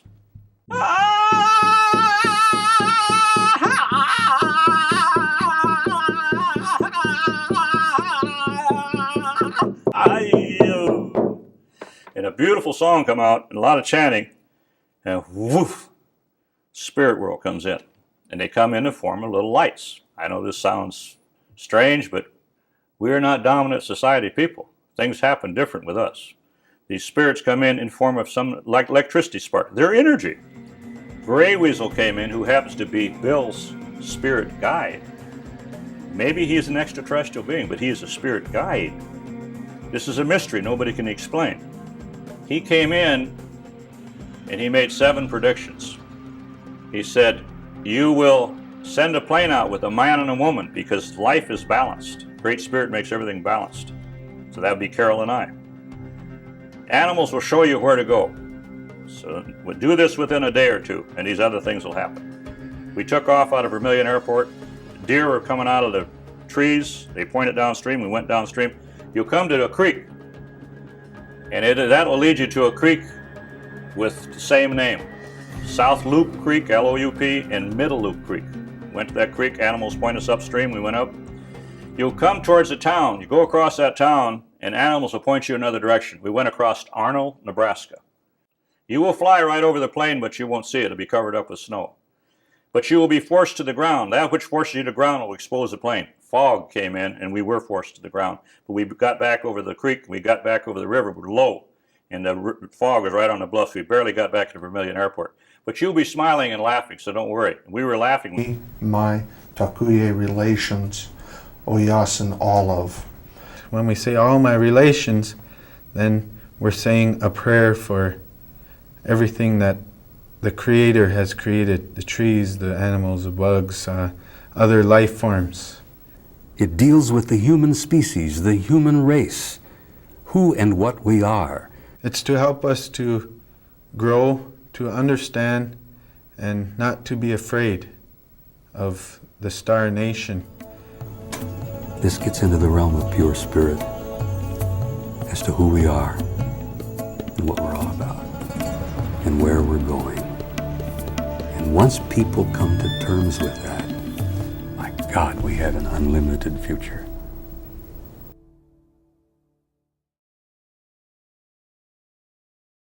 The American people have been kept in the dark on this from the very beginning. Because some arrogant bureaucrat somewhere decided that the average person was incapable of dealing with this. Good God, we can't tell them this. They're not going to be able to handle it. We're not going to change the system. The system is going to dissolve, and people are going to change their lives. If they're waiting to hear it from the official version, then it's not going to be the truth. Because we're in the business on this earth of perception management. Whether it's religion, school, education, government, doesn't make any difference. Somebody wants to run somebody else. The harassment towards people who experience positive UFO contacts is quite bad. On the basis of that, the licensing boards waded in and without any real investigation, never talked to me once, decided to begin a process, really a kangaroo court process of taking my licenses.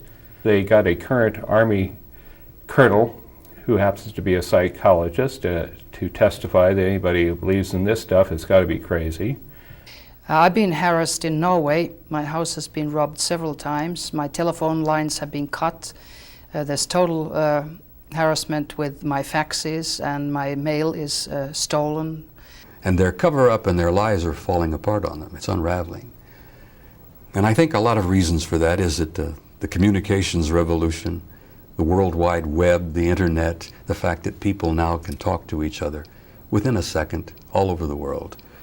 And it is basically a policy of official denial. In fact, the movie on TV by that name does a nice job of summarizing the official government policy.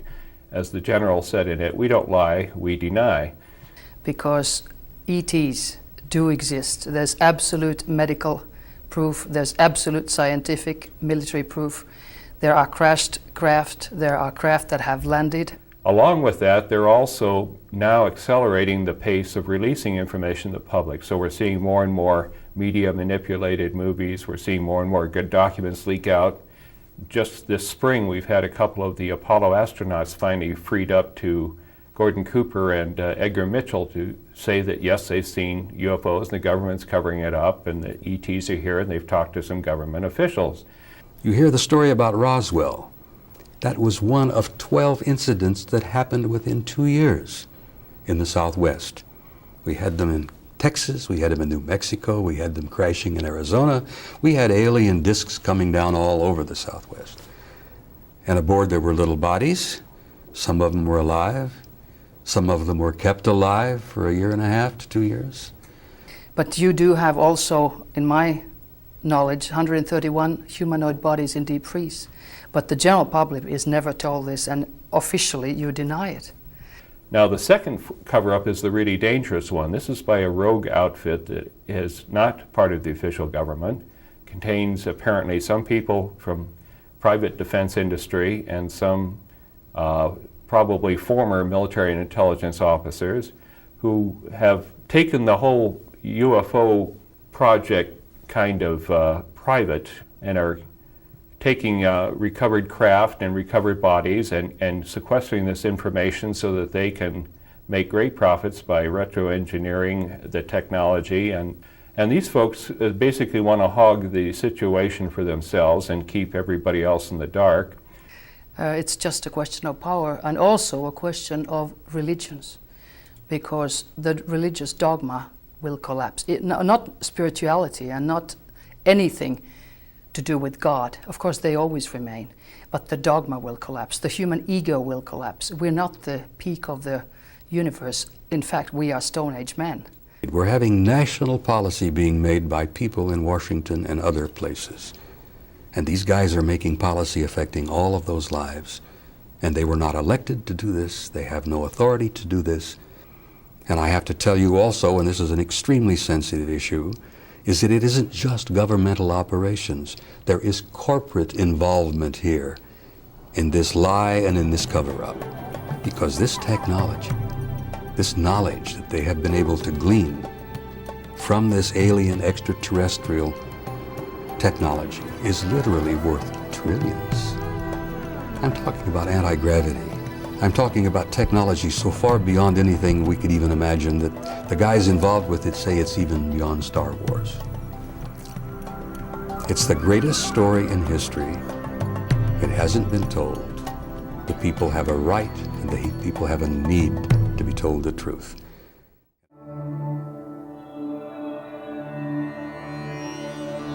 The most important thing and side of the whole question is spiritual. And of course, that doesn't interest the military. They're only interested in craft that have a technology which is thousands of years more advanced than ours. We live in a huge experiment. The entire creation is an experiment. And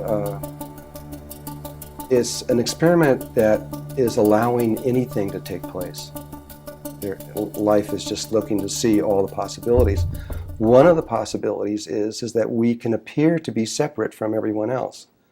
And so we're exploring what that is, and we're not the only ones. There are, in this galaxy alone, there's about 80,000 other planets that are exploring that same possibility of what it means to be separate.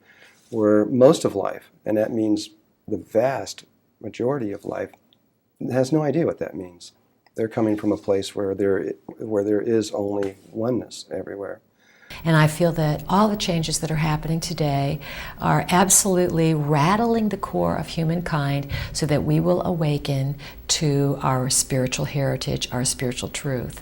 So how does the average person discover this? Well, they have to want to, number one. And sometimes people who don't even want to discover these things, they get hit by lightning or get in a car wreck or, something traumatic happens to take your attention off of normal 3D so that you have to begin to consider something else.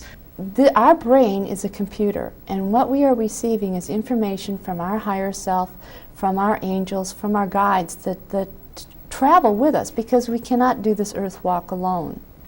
So in some sense, we are all channelers. We all have to have this telepathic ability to receive messages. And the key to receiving really clear messages is to have a clear brain. People turn to God and they start having recipes to follow God, prayers and restrictions and restrictions of how to approach the invisible authorities. And then what happens is they began to move beyond their faith, and this is what's the theme of today, that people will be led beyond what they believe. What if you were to know the moment you were going to die? Would that affect the way you're going to live your life? A lot. And what it does is it keeps you out of the moment, which is what all your spiritual teachings are trying to do, is to get us into this place where we're living in the moment. So as I began to learn critical thinking, I began to question everything that was official and the things that were said, oh, this must be this way, or don't do this, or don't do that. Those were the areas I realized that held very powerful so-called occult knowledge that were the keys to show us that we're not just third-dimensional beings. There isn't just everyday tables, chairs, living and dying, and that's it, and obeying, paying taxes, showing up, and being on time. That there are mysteries, and that the people in power have always known those mysteries. All along, we have had spirit beings help us. If these could be interpreted as extraterrestrial beings, then they would have a relationship. And maybe they do. Maybe there's a parallelism. We are dealing with mystery. But my people, the Sioux people, have a connection into the beyond that most other tribes do not have. And definitely dominant society does not have that connection. How do we have it? It's because we honed it down through time. Also our philosophy, the way we think of the Creator, it doesn't block that out. When we contact into a spirit being in the other realm, it comes into ceremony. It knows things that we don't know. The big difference between us and the ETs is on that experiential awareness level of consciousness. What did they do to us by forcing us to investigate them and to learn about them using consciousness? They forced us to realize our own nature in discovering them. They forced us, by dangling themselves in front of us like a carrot, they forced us to go after them, and in the process of discovering who they are, we discovered who we are. It's wrong. The truth is out there. The truth is in here. Truth is right here in everybody. And the mysteries are kept from the commoners so that they can be managed. Remote viewing is a trainable mental procedure that uses the mind to remotely perceive, meaning to perceive at long distances or across time, physical objects, people, anything. And a genius came along, a guy called Ingo Swann, who was a natural remote viewer, was able to perceive physical objects, houses, people, whatever, at distant locations anywhere on the planet. The reason he was a genius is he figured out what his mind was doing when he could do these things. And then once he figured it out, he said, well, then you don't have to be a natural psychic. Once I know what my mind's doing, you can train this to anyone. What we are doing now is investigating the physics of the soul. We are investigating the mechanisms by which the soul interacts with the physical bodies. And ultimately, the big game in town is to go past that and to find out why we souls exist. And fundamentally, we need to know what is the basic nature of God, himself, herself, itself, whatever God is. We are now at the foothold of understanding what that being is all about. And we're using this originally developed military technology to investigate matters that extend all the way, scientifically, verifiably, reliably.